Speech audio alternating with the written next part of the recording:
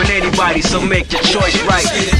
Select and make your first pick. 10, 9, 8, 7, 6. Choose and pick the best one. 5, 4, 3, 2, 1. Select and make your first pick. 10, 9, 8, 7, 6. Choose and pick the best one.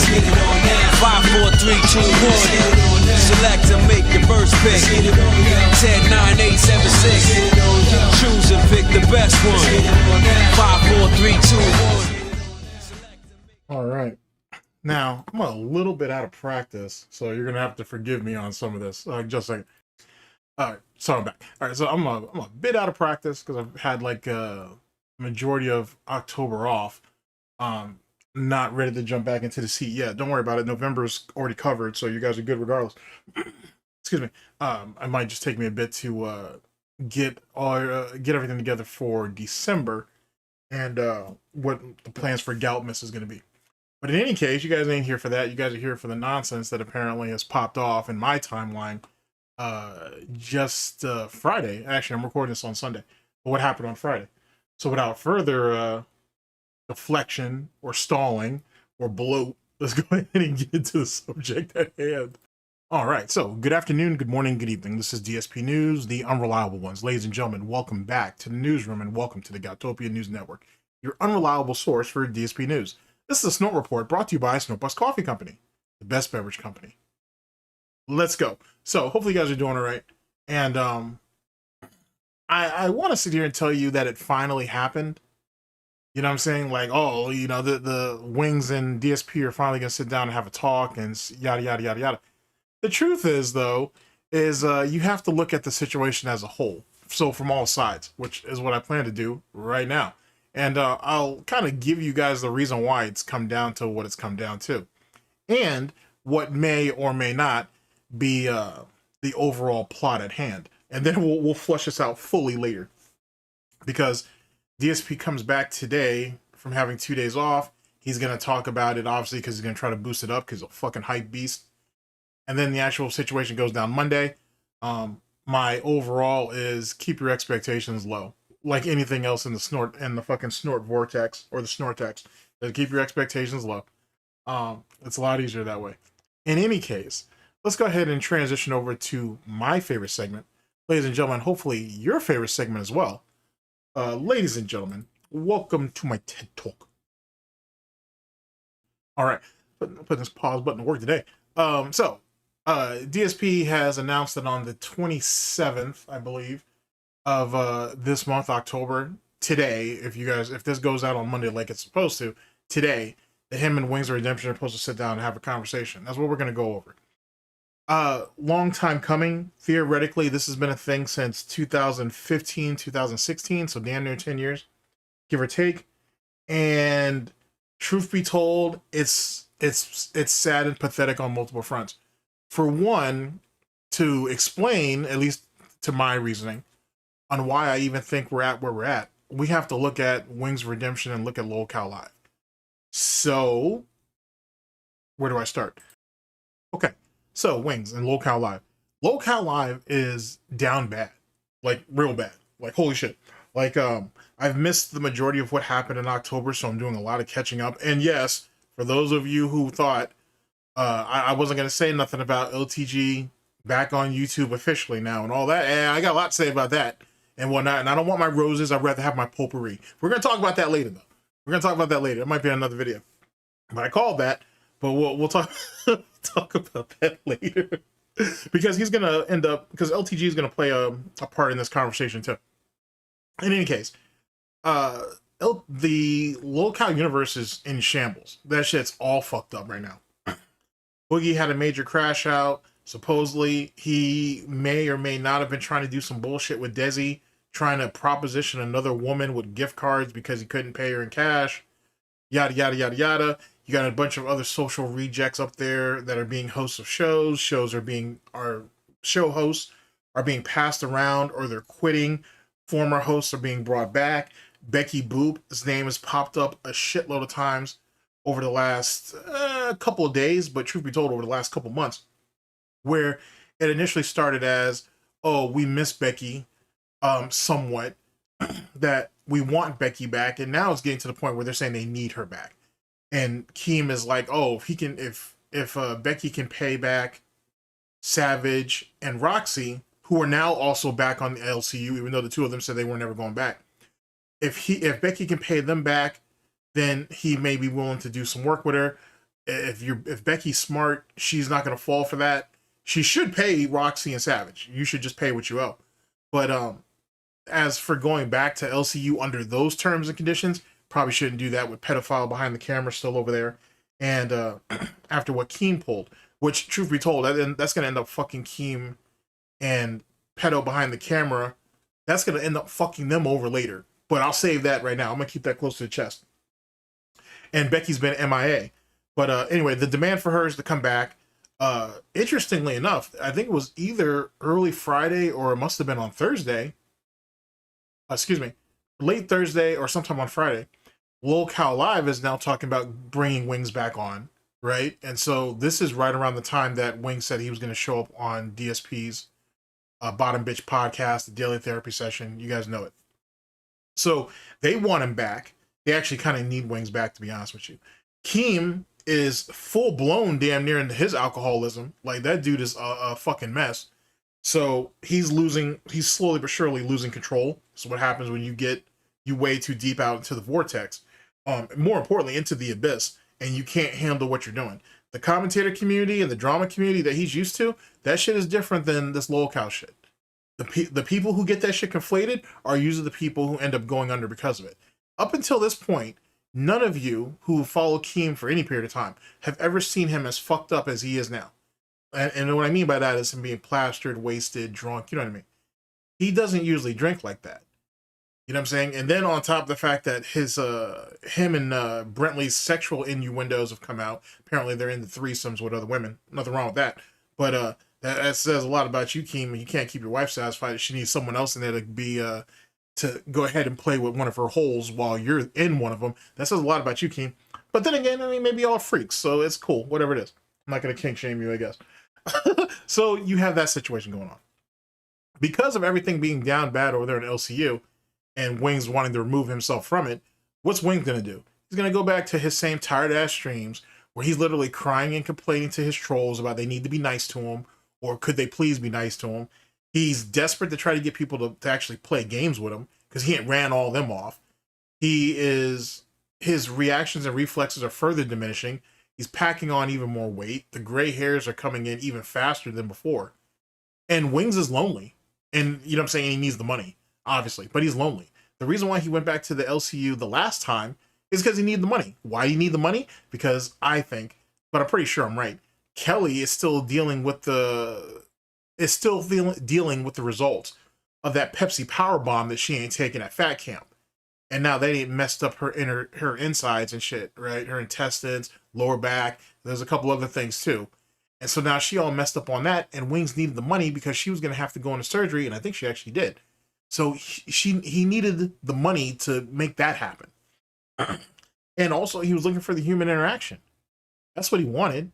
That's what he needed.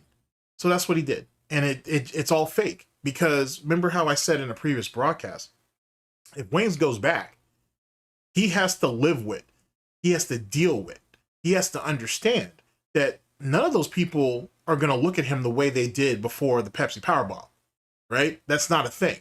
So either Keem prepped all of them to be like, hey, be nice to him, you know, whatever, make him feel like he's at home, which is something Keem would do.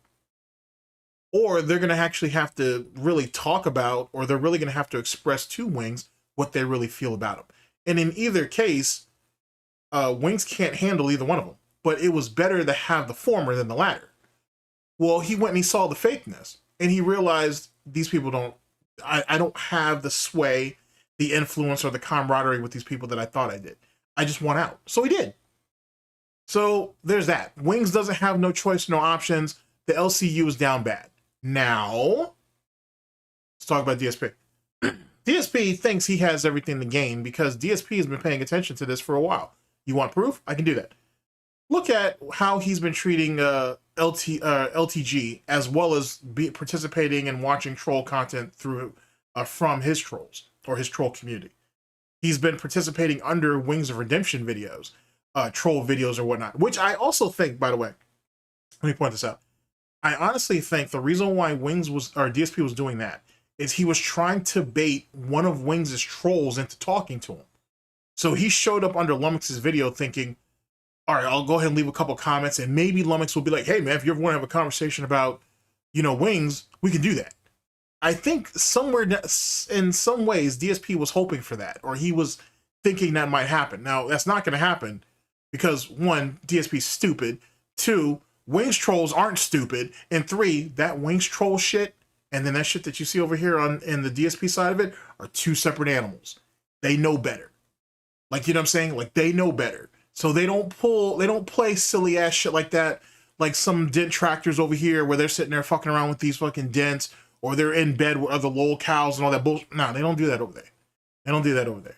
Yeah, they'll sit there and bring your ass into the lion's den, but that's more of an interrogation than an actual conversation. There's no camaraderie to be built over there and shit like that. You know what I'm saying? That soft touch shit that DSP gets over here, he ain't gonna get it over there from them cats. That's just not a thing. So that's one of my first reasoning on why DSP was doing it. Commenting under those troll videos for Wings. But also, he was trying to bait Wings. He was literally trying to antagonize him to force him into a confrontation, which is weird because that don't work with DSP. If you go ahead and talk enough shit about DSP, unless he feels like he can get something off of you, he won't talk to you. So why would he think he'd work on someone else?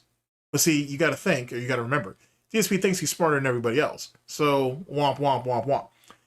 The next thing is, DSP knows that Wings is vulnerable. That's why he was under those troll videos. He was sitting there trying to get information to see what else he could play off of so he could use it against Wings to antagonize him into talking to him. So, like, there is a method to some of this. It's still stupid, and it's still lazy, and it's not going to really go nowhere. But it is what it is. More importantly than that, DSP wanted to see how vulnerable Wings is. And why is that, ladies and gentlemen? Because DSP is a predator. That's what he is. A gouty predator, the gouty viper, if you will. But he's a predator nonetheless. He picks young women, he picks vulnerable women, and he tries to have people around him that he feels like he can control. Wings is no different. This is all about getting Wings, now that he sat there and completely been kneecapped, right? And he thinks that he really has no prospects. If you actually listen to Wings over the last couple of fucking weeks, I only saw a couple of Lummox videos and Breaking Banquet ones, big ups to both of them guys, and Wings damn near sound like he's suicidal and he's ready to check himself out of the server. So for DSP, this works out perfectly. Go ahead and do what I said in a previous video. It should be out right now. Where go ahead and get his little hooves into Wings, see if he can maneuver some situation out of that, then see if he can try to pull Boogie, so this way he has all of the leverage, and then see if he can facilitate something with Keen. And now that I have a better idea of what DSP wants from Lol Cow Live, meaning 50,000, not just a $50,000 sign-on bonus. He wants that. But he also wants a guaranteed $50,000 a year, each year going forward, plus his cut. Now that I have a better understanding of what that is, now I have a better understanding of what DSP is going for. So LT in the LCU is in the worst position it's ever been. DSP may very well get it. To be honest, he could. I mean, with some terms and conditions, obviously. But he can very well probably make that happen for him. And remember, DSP never wanted to go into an interview or a conversation with anybody else when he was down bad. He had to be up. He had to be winning. He had to be holding all the good cards. Most of his opposition, as it pertains to LCU, are down bad. So now he's looking at it like, oh, well, you guys are definitely looking like something to eat. And my wife, Kat, she's downstairs because she can't walk up the stairs no more. She's downstairs. She's hungry. So for DSP, this is going to probably, he's thinking, it'll work out perfectly. He's already ingratiated himself under some of the Wings troll videos. Bring Wings onto the show, play buddy-buddy with him and whatever the fuck. Drain what little bit of life that you can get out of his ass that the Lexapro and the trolls haven't already taken out of him. And then see if you can target Boogie next. And then see what you can pull out of LCU if the offer's still up there. And because LCU is so damn bad, he might be able to get it. He may be able to get something of relevancy, if you will.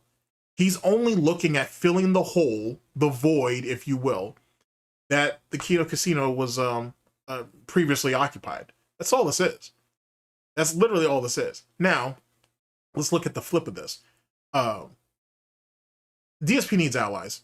Let's be honest. He needs allies. And he's gonna use the guides of, you've been heavily trolled, I've been heavily trolled, we have a connection. It's the same bullshit that he tried to do with fucking Low Tier God. It's the same bullshit that he tried to do with Rich leading up to the 666 podcast. And even before that, since I'm talking about how down bad Wings is, it's no different than what DSP tried to pull with Review Tech USA when Rich announced that his daughter was sick and dying. And DSP was in his DMs, oh, hey, your kid's dying? Oh, man, that sucks. That's terrible. You want to do some content? Make you feel better? You want to do some content? You want to talk? You want to chill? You want to hang out? Does that sound familiar? It should, because that's the exact same shit he gave the Rich when his daughter was down bad and was almost about to leave the server too. So I'm not surprised that he's targeting Wings. Hell, I wouldn't be surprised if he was targeting Boogie too when he had that crash out or leading up to that huge crash out that he had. That's what DSP is. He's a fucking predator. Look at what the situation was with fucking Medicare. Dude's sitting there dying of cancer. He's dying. He's dying of cancer. And you got the nerve to come out there and say, oh, man, we need to do something, you know what I'm saying, before you check out. I don't think, I do think, or I believe, that Kino Casino encouraged DSP to, hey, reach out to Medicare and see if you guys can have a conversation. They didn't tell him to go left and do all that other crazy shit, though. Hey, man, I know you're dying and everything, but you need to come talk to me. But while we still got time left, they didn't tell him to do all that. That's not a thing. That's not a thing. Not like that. So there's variables in this bullshit. All right, so let's go ahead and show the alternative on Wings Assign. Could this all be just a giant setup to get DSP finally into the LCU? It could be. It probably isn't. There's too much fuckery going on in the LCU right now for that to even be a thing. Let alone letting Wings try to execute it given how down bad he is. But it could be, sure. But there's something that I think a lot of us are missing that I'll go ahead and put out to you guys now.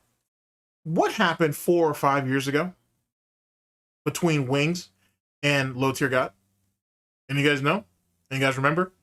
Go to Lummox's channel and you'll find it. I thought Wings 007 had it. I don't see it. And I do remember LTG was going around flagging people's videos on it. But anyway, LTU and Wings had their interview about 4 or 5 years ago. You guys remember? So with that being said, DSP's been chasing that since that happened. He's been chasing that. He's been wanting that since that happened.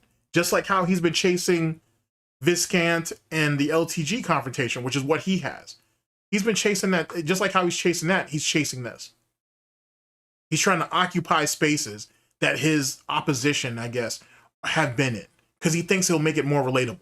Oh, well, you had an interview with Wings. I had an interview with Wings. And Wings was willing to talk to me, so I don't see why you're not giving me the time of day. You're going to hear that bitch fest in this shit. So I want you just to take some of my methodology in and kind of get an idea of what my process is and what I'm thinking about as we walk into this. But DSP wanting to speak to Wings so damn bad on his air quote show comes from him just trying to emulate the interview that Wings and LTG had 4 or 5 years ago. That's all that is. That's all that is. And remember, the reason why all of this obsessive, frantic ex-girlfriend bullshit is going on anyway is because DSP covets. Because that's what weak people like DSP do, is they covet. They can't have it, they stew about it. And then they imagine that they can eventually get it. And then once they get there, they'll do anything they can they'll sell those souls to get it. And you guys are already seeing that with DSP already sidestepping what Wings did over at Fat Camp with the Pepsi Powerbomb, the smack in the car, and who knows what else is going on. And DSP don't give a shit about none of that. It's all about getting there. It's all about getting there. And he's not going to want to do anything to antagonize Wings up until that point. But we'll speak more about that as we get there. So, thank you for coming to my extended TED Talk. And let's go ahead and move along to our subject at hand. It's not really chess, I gotta tell you. Like, it's gouty, really gouty checkers, to be honest with you. We're playing on slow mode with this shit. Okay, we'll give it to him. Like, DSP is feeling like he's peoples and he's feeling like he's smart. So I will oblige him. All right, so let's go ahead and get our board ready. Let's see here. Good morning, everyone. Yeah, there you go. Okay, and let's give former introductions. So, fall back off that. All right. So, where are we at? Hope you guys are all doing well. Okay, here we go. All right, so ladies and gentlemen, we are here with Raw Phil. Big ups. Darkside Phil speaks on finally getting Wings of Redemption onto the Bottom Bitch podcast. Big ups, Diggs. Oh, shit. The Bottom Bitch podcast, level 1 podcast, daily therapy session, whatever you want to call it. All right, this is from October 23rd of 2025, our year of the snake. And without further ado, oh, actually, one more thing. And yet again, this shows you how fucking stupid and delusional and mentally ill DSP is. How the hell does he think anybody's going to trust him after the bullshit he did to side scrollers, after what happened with the Stuttering Craig DSP interview? Don't worry, both of those things are coming. And what he did the Kino Casino with the snakening. You don't think the LCU or Wings or Boogie or any of those guys don't have an idea of what kind of piece of shit you are? DSP is going to be lying to Wings' face from Jump Street, and Wings is going to know. Even Wings' trolls might sit there and drop him a line letting him know. If not, they'll just sit back and watch it happen. Either way, it's going to be a pig roast no matter what, so everybody wins. But still. So, you know, if Wings is fucking rolling around on fucking Reddit, he should have already seen some of this behavior. But we'll see. But there's nothing new here. There's nothing new at all. Well, in any case, let's go ahead and move along with this shit. I don't smell no bacon cooking. And let's go ahead and get going. And so without further ado, here we go. Good morning, everyone. It is the last day of the streaming week, and that means it's time for an awesome full day of fun here on DSP Gaming on today's shortened episode of the Level 1 podcast. Of course, I'll get you all caught up on how everything's been going, but there has been one burning question that people have been asking me for the last 2 days, and it's in regards to Wings of Redemption making an appearance on this very show. Today, I will address this topic, but it's going to be a shorter podcast because today Literally sounds like a predator. Like, holy shit, he sounds like a fucking predator. And he's not even a good opportunist. Opportunist. He's just lazy. It's just whatever dead carcass that's already being dragged in front of him and whatnot, and he just pounces on it. That's all it is. You know what I'm saying? He completely and utterly preys upon the weak and vulnerable. And as he's gotten older, it's become a whole lot more pronounced, I think. But whatever. You know what I'm saying? A pig's got to squeal, I guess, for Snort. Whatever. is the premiere of Tormented Souls 2, and I want to give this new survival horror game a lot of time on this stream. So let's get right into it. Sit back and relax. It's time for a week-ending episode of the Level 1 podcast. All right. So, thank you guys for the early support. Please keep it rolling, right? Let's keep... He can't even really fake being hype about games anymore, to be honest with you. He seems to be far more invested in trying to talk to people than he is to even playing games, if you guys have already noticed. So you'll see what I mean. You'll see more of what I'm talking about, I should say, as this goes along. Keep it coming. And thank you for the early support before we start the game. All right, let's get to the topic at hand. Let's get to the topic everyone wants me to address. And I'm not really following the workout saga because I think I was already on vacation when that started. But I'm not seeing it, to be honest with you. Like, it's not a thing.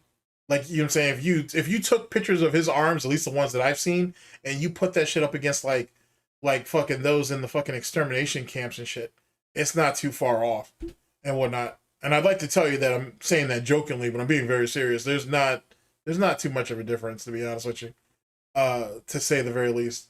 So I don't know where all this pumping he's talking about is coming from outside of his usual jerking off to gay porn, but I'm not seeing it. I'm honestly not seeing it. You guys have been asking me about this for 2 days. All right. So all of a sudden, out of the blue, a couple days ago, Wings of Redemption randomly said in the middle of his stream, out of nowhere, oh, well, I should probably mention this during a stream where I've got more attendance, but let me just start talking about it. I'm going to appear, but I can't speak. I'm going to appear on Phil's show on Monday. So anyone who wants to see me hang out with Phil on Monday, that's happening. Okay. And then again, apparently last night, Wings was playing Battlefield 6. So you're paying a whole lot of attention to Wings. That's scary. You're literally stalking him. But on top of that, if you've watched the Wings stream, which DSP clearly has, Wings don't have shit to talk about. Like, there's nothing really interesting to him. He's completely and utterly dependent on other people telling him stuff outside of what he's willing to speak about on Reddit and on Twitter. Other than that, he ain't got, or X, whatever. Other than that, he don't got shit to talk about. He don't have shit to talk about. So all Wings did was he broadcasted it, hoping that more people were going to come in, or the people who were there would contribute to him so he could talk about whatever subject matter they have to speak about, or whatever questions they have for him. That's all it was. Nothing else. That's kind of the point of a stream, and that's kind of the point, Phil, of being an interactive streamer. Like, I don't, like, you know what I'm saying? I don't understand what larger revelation needed to happen for that to happen. It's just a thing. It's lazy marketing, but it is marketing. And he mentioned it again. He said, yeah, on Monday, I'm going to be on Phil's show. All right. But the weird thing is that he's not giving like many details or anything about it. Right. He's just randomly like mentioning this as like a one-off quick thing. And so a lot of people, I guess, are dismissing it and saying, it's obviously he's just talking. So you're mad because he's not promoting it properly? Which is kind of what it sounds like. What is it supposed to be, Phil? You guys are trying to do a show together, like a long-term thing? Or is it going to be a one-off, just a test run, a pilot, if you will? What the fuck was he supposed to say? Hey, I'm going to be on this guy's stream on Monday. If you guys are interested, come on by. I don't know if there's really anything else that needs to be said outside of that. Because what else does Wings really know? Talking out of his ass, or, you know, if Phil has said a million times that if Phil is going to be involved in anything, whether he's going to appear on a show or someone's going to appear on his show, or there's going to be some kind of an event, DSP will bring it up.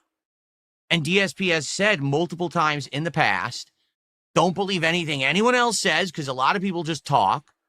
So we're talking about preloaded control.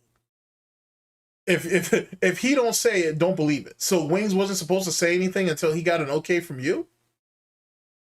But then DSP, I'm jumping ahead a little bit. Okay, so this is just a lame form of control. Like, actually, to be honest with you, I can actually level with DSP on this in a way.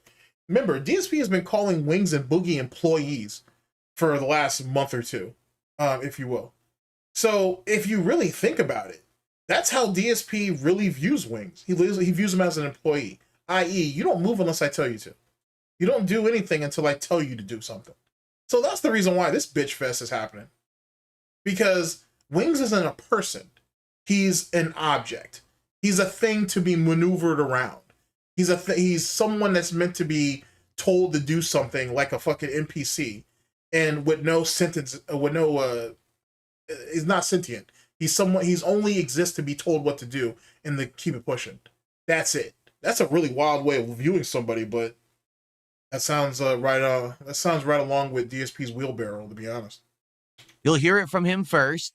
So that's why I think a lot of people have been like, you know, no one cares, and you're a pathological liar, so that doesn't mean anything. On top of that, I'm thinking the only reason why you're in your bitch fest mode is that more people aren't latching onto this and are hype about it. That's the reason why he's watching the troll shit, because he's in the comment section hoping to see a group of people, whether trolls or just neutral or sympathizers, be like, oh yeah, this will be great, and he's not seeing it. That's the reason why he feels the need to address this shit. Do it on that, whatever day this was. This was on Thursday. Do it on Thursday. Have it hype up over the next 2 days. He addresses it on Sunday and then leads up to Monday. I see you, Phil. I see you, Phil. There's nothing clever about any of this. This isn't a big deal. We don't really need to bring it up. You know what I'm saying? Okay. So here's the deal. Here's what's actually going on. Let me explain to everyone to get it out in there publicly in the air. You know me. I don't talk about anything unless it's ready to go. It's locked in and guaranteed and exciting. You know what I'm saying? Oh, you mean like that Medicare react that you did to the June the King documentary, only to be disappointed when you weren't included in that documentary? Which, just in case you guys don't know what I'm talking about, when DSP used the June the King documentary as basically as leverage.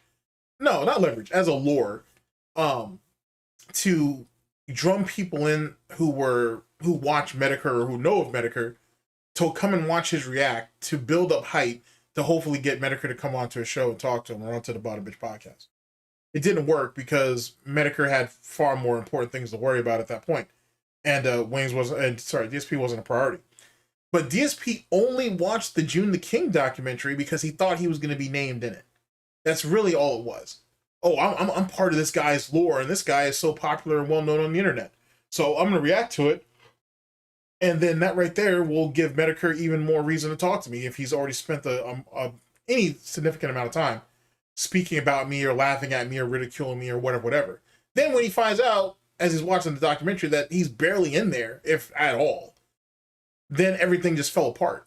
And that's the reason why Medicare didn't bite on it. I don't know if Medicare actually saw the actual video. He doesn't really matter because he did the interview with June anyway, which June needs to just release the interview itself, like the audio or whatever from the interview. Just release that because it'll be better than what he put out.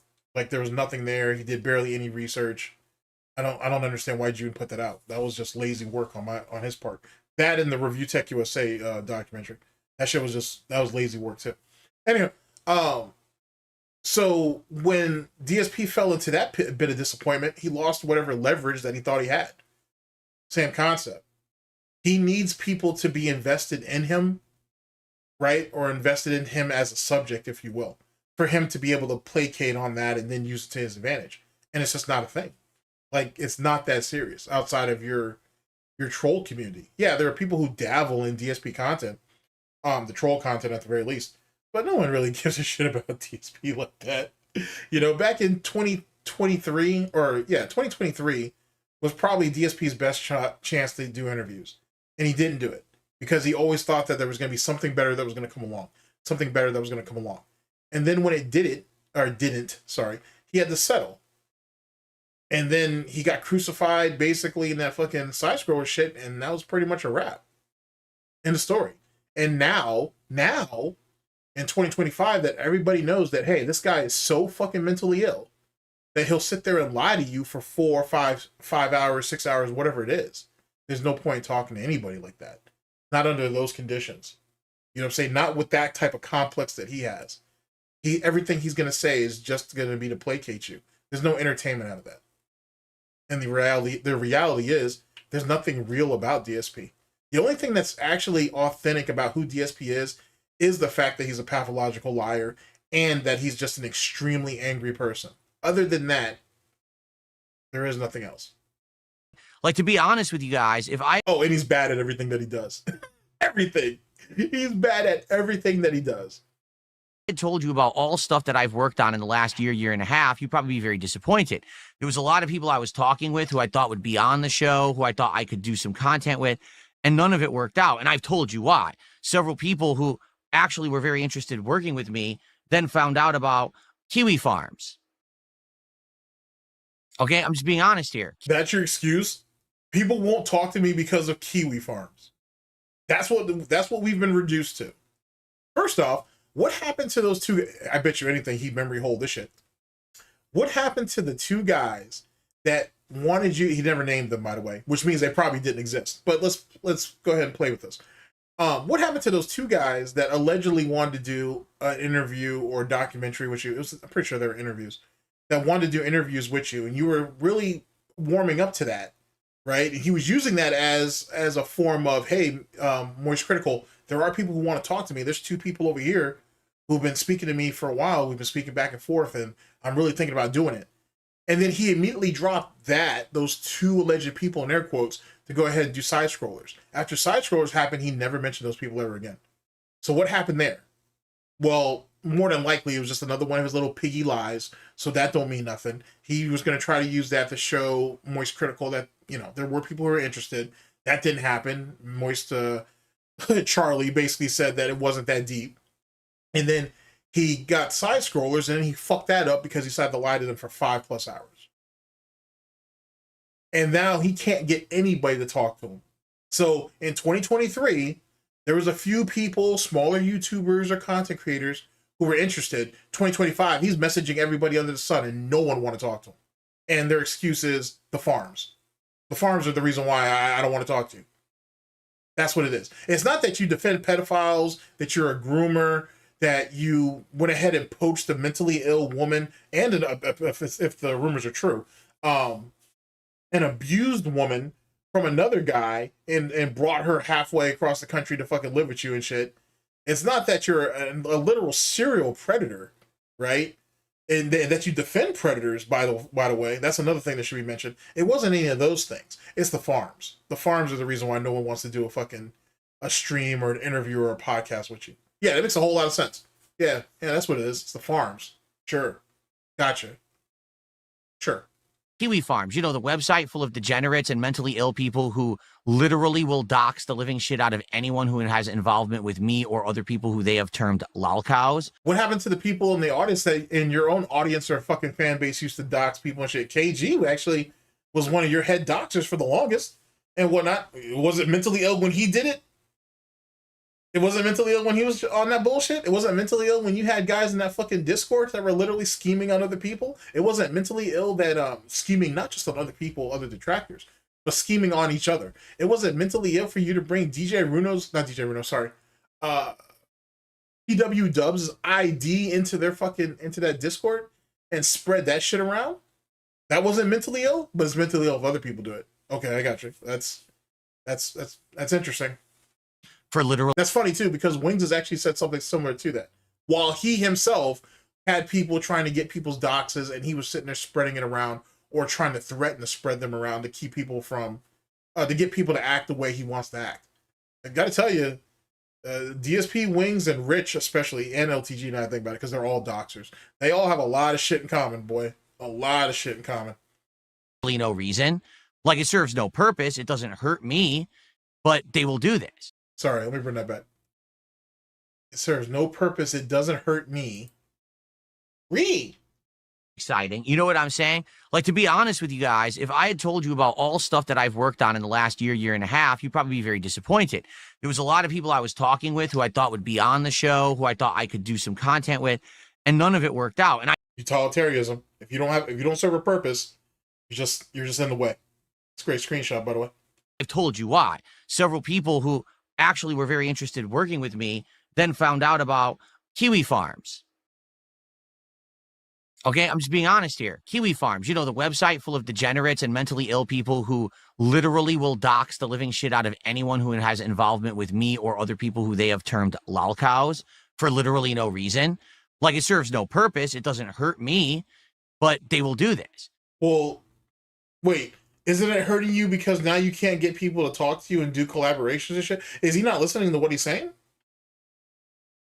And wait a second. You're saying that it doesn't hurt you.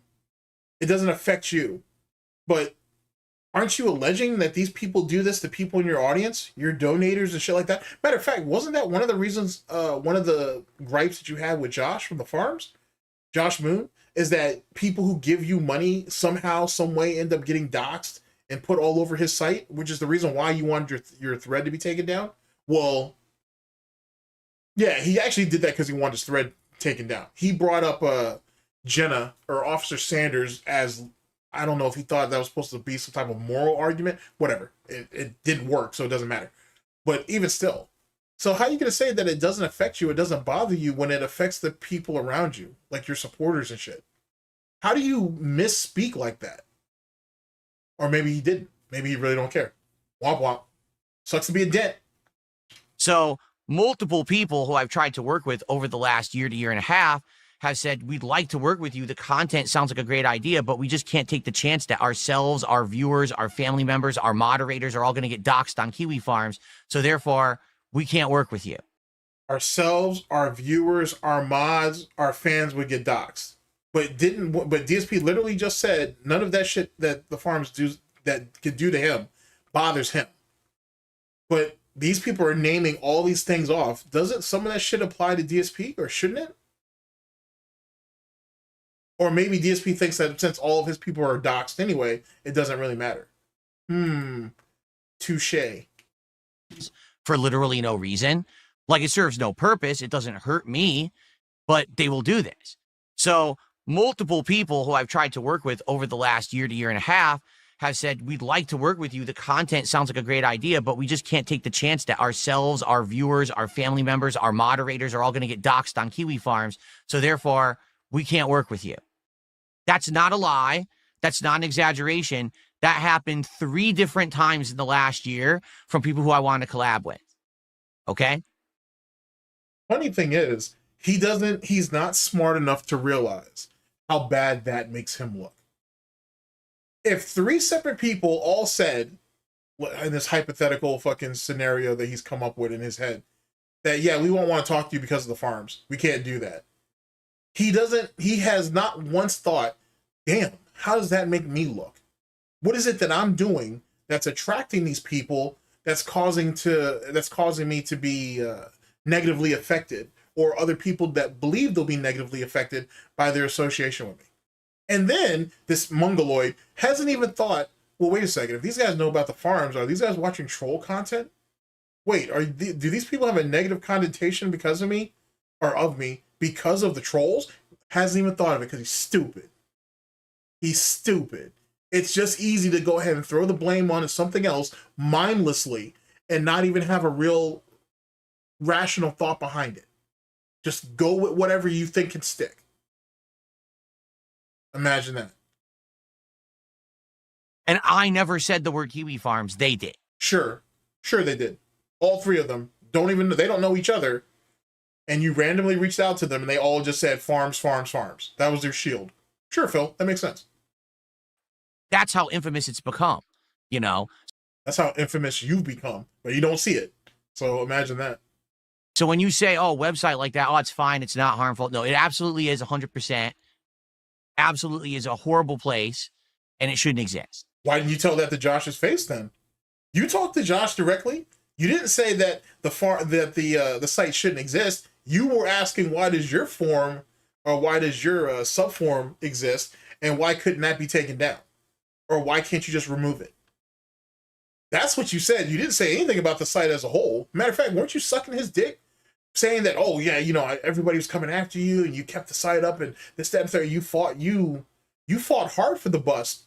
So I didn't see you fucking throwing that in Josh's face back then. But now that you're safe and you're not in front of him, so to speak, now the whole site shouldn't exist? Wow, okay, I guess. Now, I will say, DSP did try to appeal it. I really got to go over that interview because the way DSP thought he could manipulate Josh is one of the funniest shits in the world. Anyway, like on some like fake ass fucking year 1 psych class type shit. Anyway, DSP literally said, if this site brings you so many problems, so many issues, why don't you just give it up, man? Why don't you just put it all away? And Josh was like, because I love it. And DSP was bewildered. Like, what? And here's the real brilliance of when Josh said that. You could literally take what Josh said. Josh could have taken that whole scheme and flipped it right back on DSP. Well, why do you keep doing this shit every day? If you go through all this trouble, if your family's getting doxxed and all that nonsense, and DSP wouldn't have had an answer. But DSP comes up there and tells you, I'm passionate about this. I love this. I'm not going to stop doing this until I'm ready to stop. No one else is going to make me do it. Yada, yada, yada, yada. Josh said he loved that shit with no hesitation. But if Josh had flipped that question back on DSP wouldn't have had an answer for him. Keep that in mind. Okay. Now,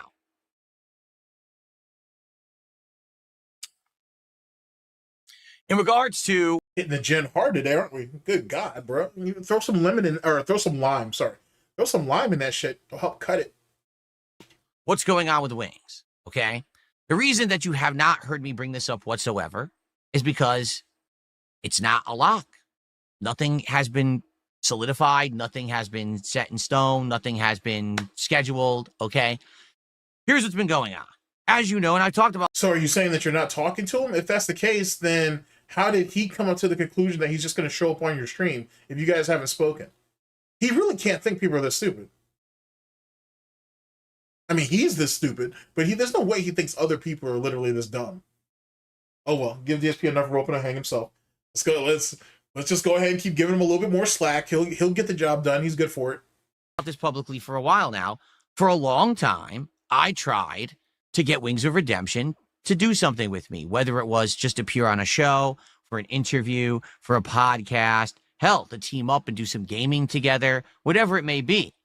And every time that I made the attempt, here's what would happen, okay? Either I would be completely and utterly ghosted, where I would get no response whatsoever, or I would initially get a response, and he would seem interested, only for him to later on then ghost me. So what? Just because he seemed interested doesn't mean that he was going to do it or he was obligated to do it. You say all the time, oh, I'm interested in playing this game. This game looks interesting. I may want to do that. And you don't do it. So that doesn't mean shit. On top of that, Wings has been trying to get a hold of you since like 2015. And you blew, well, he didn't blow him off. You lied to him. You literally lied and said, oh, I'm going to be sick in the upcoming week, so I don't think I'm going to be able to do anything. While actively still making content. So I guess that goes back to DSPs. An answer is an answer. It doesn't matter if it's true or not. An answer is still an answer. So what? You can just run around here lying to people for no goddamn reason, but when the tables have turned, you expect complete and utter honesty and cooperation? If that's not mental illness, I don't know what is. And the weirdest part about it was... But if you believe that you're superior to everybody else, then that kind of... You could kind of see his reasoning. That doesn't make it right. It's just you can kind of see why he does what he does. He would talk about it publicly in his own content. Like, oh yeah, I'm gonna do stuff with Phil. Like years ago, he said, oh yeah, I'm gonna play Battlefield with Phil, and I'm gonna do this and that. And it wasn't Battlefield, I think it was Call of Duty or whatever. He was playing. I think Wings was playing Call of Duty, but he said he wanted to see if he could get DSP to play like Battlefield 5 with him. I think it was. And DSP was like, I'm not gonna do that shit. First he said, why would I do that? Then he said, well, he never reached out to me. So which one was it, Phil? Was it the former? Oh, why would I want to do that shit? Why would I want to play with him? Or was it the latter of, oh, well, he never contacted me? It's funny how DSP likes to do shit like that.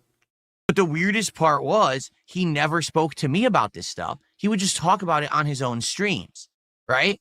And you talk about a bunch of ideas and a bunch of epiphanies that you have, and you don't do anything either. You don't follow through either. So who cares? Who gives a shit? It is what it is. It's just talk. It's no big deal. Then I would try to reach out to him and he would ghost me. Now, a year ago, okay? And what grown man says another grown man ghosted him, though? Like, who says that? You're a little too old to be using that type of lingo, or at least using it in the way that you're using it. To be honest. Okay, whatever, man. I guess. I had reached out to both Wings of Redemption and Boogie to be potential guests for the Level 1 podcast when I was trying to get guests for the show. This was last fall, okay? That goes back to, this goes back to when DSP was trying to fuck Keemstar over, and that led to the death of Lol Cow podcast. I actually have two big videos, actually. I've already done those, actually, matter of fact. They might go up in November. I got two big videos on that. I got the I'll name the segment later that goes over my thoughts on it, and then it has inserts from Tommy C where he actually breaks it down, and then I got a video that follows up after that. So yeah, you'll see that. You should see it in November sometime. Both initially seemed interested. Both responded and seemed interested. But then all of a sudden, Wings stopped responding, and I'm not even kidding you, like Keemstar was like, oh, well, you got to have Boogie on first. What do you mean I got to have Boogie on first? Like, I should have whoever I want on my show on first. But it seemed like, I don't know if it was a situation where Boogie just really wanted to be on my show. And so he was like going with his boss. Nah, you're being retarded. Now, wasn't that around the time of the Mike Klum situation? So theoretically, Boogie going on would have been good promotion, I guess. I'm going to use that loosely. But it would have been decent promotion, I guess, for the Mike Klum doc that he had, and then the one that you were going to have. Matter of fact, now that I think about it, it might have not, having Boogie on may have been less about, and this is if my theory is true, by the way, it might have been less about having him on Lol Cow Live, but more about to see if he could get Boogie to nudge him into doing the documentary with fucking Mike Klum. Because if my theory is right, and that's a big if, I think that Keem was funding Mike Klum to do the DSP doc. You know what I'm saying? So now you got two people who are somewhat associated with Keem or Lowell Cow Live, who now have a documentary, then that definitely pushes Boogie or Wings into doing it later. And then if he can get all three of them onto the show. So it kind of feeds itself if you think about it. But like I said, that's just a theory on my part. It's not a Theo theory, i.e. it's not that good. But it could happen. It could have been a thing. So that's the first thing. On top of that, you wanted Boogie and Wings on anyway. So it doesn't even matter what order that they're in. Or does it really, or does the order matter to DSP? Because he looked at Wings as the most vulnerable out of the two. Between Boogie and Wings, who do you think is the most vulnerable? Most of you would say it's Wings, because it is. So maybe that's the reason why DSP wanted Wings on first before Boogie. And that it is very possible that, you know, Keem wanted Boogie to try to Keemstar wanted Boogie to talk DSP into coming on to their show, which he should have done that anyway. I scratch your back, you scratch mine. But the reality is, you should have Wings on first. Let DSP get a taste of, no pun intended, let DSP get a taste of what it's like to get that type of attention, and then have Boogie follow it up afterwards to clean it up. Your proverbial murder row of lol cows, if you will. If you guys get that reference, you get that reference. But your version of murder row, if you will. You know what I'm saying? One sets up and the other one cleans up. So, I mean, that's one way you could look at it, I suppose. And be like, listen, I really want to go on Phil's show first. Can you make that happen? I'm not sure what it was. Okay. But your initial thought was Boogie had to beg Keem to let him go up there before Wings. What sense does that make? Let's bring that back. That's a weird thing to come to the conclusion of. Don't be wrong, I have my fair share of speculation too, but Boogie, he thinks Boogie begged Keem to let him go up there first before Wings. Okay. Wings stopped responding, and I'm not even kidding you. Like, Keemstar was like, oh, well, you got to have Boogie on first. What do you mean I got to have Boogie on first? Like, I should have whoever I want on my show on first. But it seemed like, I don't know if it was a situation where Boogie just really wanted to be on my show. And so he was like, going with his boss, Keem, and be like, listen, I really want to go on Phil's show first. Can you make that happen? I'm not sure what it was, okay? But anyway, I was basically outright overtly told, the only way you'll ever have Wings of Redemption on your show is if you have Boogie on first.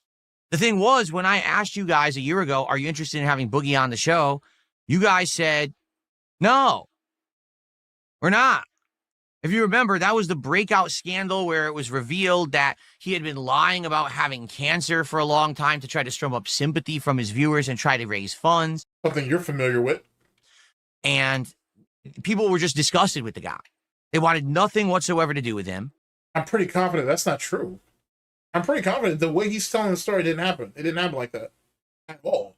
The reason why he couldn't pull the trigger on the Boogie and Wings situation is because he couldn't get a hold of him. That's the real reason. It has nothing to do with all this bullshit moral high ground nonsense. That makes no sense. And if that's the case, Boogie faking cancer was the final straw for the fucking dents to not want him up there in their safe space or whatever the fuck. They're okay with having someone who abused their wife twice on camera to do so? Fucking mentally ill monkey. Jesus Christ. They were like, no, we just don't want this guy on your show. We don't think it's going to add anything. We don't think the conversation will be interesting. So I listened to feedback. I was like, all right, if you guys don't want it, then I won't do it. So basically I said, forget it. I don't want Boogie on the show. If you remember, we were even talking about doing it, and he was not even capable of like sending me a Discord information so I could add him to the Discord. So you're literally contradicting yourself. It has nothing to do with people in your audience saying they didn't want you to do it. You couldn't get a hold of them. Holy fuck. Like how are you this fucked up mentally that you can't even get your story right? You were supposed to lead with, I couldn't get a hold of him and whatnot, so that became a problem. Then you follow that up with, well, then I asked you guys, hey, is it still a worthwhile endeavor for me to still try to pursue this guy? Because I can't really get a hold of him.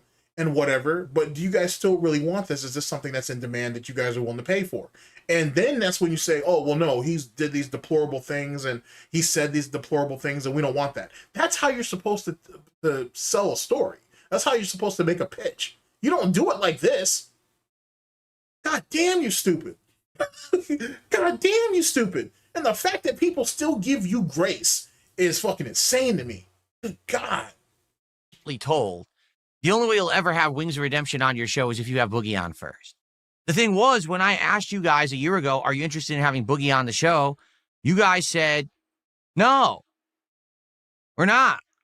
If you remember, that was the breakout scandal where it was revealed that he had been lying about having cancer for a long time to try to strum up sympathy from his viewers and try to raise funds. And people were just disgusted with the guy. They wanted nothing whatsoever to do with him. They were like, no, we just don't. Matter of fact, Medicare was in that timeline because remember, they brought Medicare onto, I want to say they brought Medicare on the Lol Cow Live. And Medicare kind of confronted him about it. And was Destiny on there? Or was that on Kino Casino? Damn, I can't remember now. But I do know that there was a stream where Boogie and Medicare were on, and Medicare was asking him questions about it. Because then Medicare ended up doing a stream before that or after that explaining his own diagnosis and all the fucking literal fucking patchwork that shit is. Like, Medicare's diagnosis is all over the place. Like, the fact that that man still draws breath is a win in itself. Jesus Christ. Anyway, yeah, I feel like this was all right around that same time too. And remember, DSP was actively trying to get Medicare also. Anyway. Want this guy on your show. We don't think it's going to add anything. We don't think the conversation will be interesting. So I listened to feedback. I was like, all right, if you guys don't want it, then I won't do it. So basically I said, forget it. I don't want Boogie on the show. If you remember, we were even talking about doing it, and he was not even capable of like sending me a Discord information so I could add him to the Discord and then trying to schedule when he was going to come on. It was like seriously, it was like the biggest hardship and endeavor. Now, the funny thing is, let's see. I was easily able to appear on Kino Casino multiple times. They appeared on my content multiple times. Fine. We had no problem getting June the King to show up, Stuttering Craig to show up. I'm not a hard guy to work with. You just have to have. Why don't you bring the Keemstar thing up? Oh, because he was actively ducking Keem until he could get Keemstar to do what he wanted. And it didn't happen. Funny how that's a thing. I just thought I'd bring it up. Like common sense and some basic intelligence and some work ethic. And sadly, I hate to say it, but some work ethic. So he's trying to make him out to being lazy instead of actually admitting that Boogie just didn't want to deal with him. And then try to go ahead and front face it with, oh, Keemstar was the one who was blocking it the whole time. Because Boogie wanted to come on before Wings. You can't have Wings on until you talk to Boogie, but you're not agreeing to the Boogie thing. But then DSP sitting there saying that his audience didn't want to talk to Boogie, so he didn't want to do it. Then he follows that up by saying, well, I couldn't even get a hold of Boogie. He's all over the place with this shit. God damn. Is this what I've been missing over the past month? Oh, well, almost a month. Oh, fuck. I think some people just don't. And so after like going through hoops to try to talk to Boogie to get him on the show, I had enough. I said, I just don't care anymore. I just lost complete interest. Like, I don't give a shit. So when did you actually lose interest? When the audience told you not to bring him on, or when you couldn't get a hold of him? He's literally contradicting himself. He's lost in his own sauce. He don't even know what the story is anymore. He's just blurting out whatever he can to make himself feel better and what he thinks will get his story across. Jesus Christ. And that's what happens when all you do is lie. You can't see the truth for what it is anymore. So these three people who all brought up the farms, he couldn't even see the real truth behind what they said, if they even said it. He just ran with whatever narrative that he thought would get him more sympathy points. Yikes, bro. Next couple of years of his life is gonna be, he thinks it's rough now. It's gonna be even more rougher later. Or it's gonna get rougher later, I should say. My audience doesn't want it. I'm tired of working with this guy because he's fucking so disorganized. Enough. So I just completely got rid of the whole idea. And that was that. But listen to what he's saying, though, too. He said that the audience didn't want it, and he said, okay, no problem. While he was still actively trying to pursue to get Boogie to talk to him. When Boogie wouldn't basically yield, to his demands. Then he said, enough, I'm done, fuck it, I'm all over it. He wasn't caring about the audience's self-interest. He was caring about his own. And when he couldn't extract what he wanted, then he gave up like a bitch. It was never about another person's self-interest. And that's the reason why he's a PDF file defender. Because he don't give a fuck about the other people in his audience. Whatever role Derek serves, whatever needs that Derek satisfies or whatever, and I hate to make it sound that way, but I'm going to run with it. Whatever it is that Derek provides DSP, that right there outweighs the quote-unquote dented community. It's completely and utterly self-serving. And you're seeing it right here with Boogie. And he's jumbling the whole story up in such a weird-ass way to where you really have to sit down and listen to it to actually get it. It was never about the audience not wanting Boogie up there. It's whether DSP could get Boogie to the table. If Boogie had agreed, he would have set the date. He would have told the audience, and if they didn't like it, oh well. I don't care if you're not willing to pay for it. This is what you're going to buy into. That's what it really comes down to. Holy shit, bro. Now, over the last year, I have made attempts from time to time to reach out to Wings of Redemption again and say, hey, just so you know. So, and that's another thing. So, Keem is telling you that, hey, you're not going to talk to Wings until you talk to Boogie. You can't get a hold of Boogie, so you decided to sidestep and spend the last year and a half trying to still get Wings? While Wings was still, for the most part, still under Keem's employment? And then you didn't think it was weird that you can somehow get a hold of Wings, but you can't get a hold of Boogie? God damn, you're dumb. God damn, you're dumb. And here's my theory. Here's my Theo theory. Well, not exactly a Theo theory, to be honest. Because if it was, it'd be better structured. My theory is Keem did that shit to waste DSP's time in the exact same way DSP wasted Keem's time. That's what this is. That was Keem getting his get back. Because Keem is petty. Jesus Christ, Keem is petty. Petty as fuck. So, of course, he would do that. If Keem, and that's the thing about people like Keem and about Wings and, well, lol cows in general. But people like Keem and people like DSP in particular, when they're able to figure out that you want something that they have, they'll make you jump through hoops to get it. No matter what. And so that's what Keem did to DSP, because that was the same thing DSP did to him. And DSP is so stupid, he can't see it for what it is. Keem gave him instructions. If you want this, you have to do this. Now, realistically, DSP has all rights to fight against that shit. Keem don't pay you, so fuck him. But then you thought you were going to pull the same insanity that you did with Boogie with fucking Wings, and you thought you were going to get a different result? Okay. Sure. Sure. I guess that makes sense somewhere. I don't see it, but maybe. Ever interested, the door is still open, blah, blah, blah. All right? But finally, I just got fed up because it was a couple months ago, 2-3 months ago, I would say. And I had made like a final attempt, and I'm like, dude, you've been like ignoring me for like a year. And the funny part is when he talks about me in his content, it's always usually positive. Yeah, he'll make a little joke here or there, right? But for the most part, it's positive stuff. People say, would you work with Phil? Yeah, I would. Then why doesn't he ever respond? Right? Ever. Why are you crying like a bitch? DSP. Oh shit. Wings is not gonna fuck you. Neither is LTG. Get over this. Like, why are you acting like this? I expect to hear this nonsense out of your wife. Which is not your wife, she's your roommate. And maybe here, I'll run with that because I'm an asshole.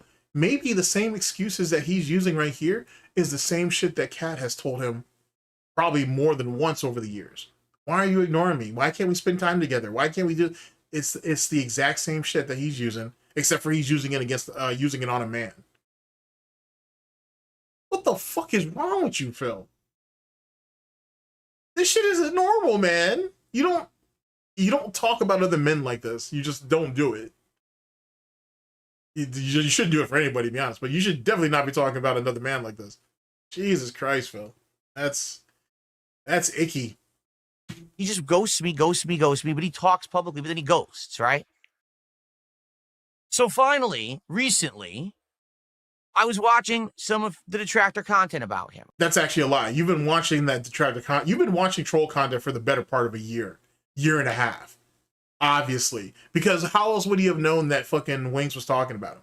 Yeah, you could say that bullshit about, oh, they mentioned him they mentioned him on his stream or whatever, but DSP is going to want to go to the source. And only recently he was willing to even talk in the comment section of those videos. And why are you doing it under DSP Reacts? Why aren't you doing it under DSP Gaming? That's a whole nother question I have for him right there. Why are you sitting there responding to troll comments under that account? Why aren't you doing it under your main one? Makes you think. Makes you think. I'm not going to lie, because I'm curious, you know, what is it that these detractors have about this guy that they hate so much, right? And admittedly, he has some mannerisms that are kind of odd. Wait, so you're going to sit there and sidestep the things that some of the troll channels say about him. But when your own people, not your own peoples, I'm definitely not your peoples, but when your own detractors, trolls, haters, and critics do it, it should all be ignored. And the same thing with the LTG shit. You went ahead and take all that shit as the gospel, but when it's happening to you, oh no, it doesn't mean anything, it's all lies. Or when you were watching the Keem shit, the Keem documentaries where they were criticizing him, oh, you took that for the gospel, but then when you got confronted by Keem saying, wait, so you went ahead and went to someone who doesn't fuck with me, and you went ahead and took everything they said as the gospel, but if I watch a fucking SnortBucks video or whatever, I'm just going to insert, you know what I'm saying, my favorite detractor in there. You're going to, if I insert like SnortBucks or fucking, you know, Sunspot Gallery or, you know, whoever else that I fuck with, that right there doesn't have any validity? And what did DSP say as that retort, just in case you guys don't remember? DSP said, oh, well, not everything they said in it was bad. They didn't completely criticize you.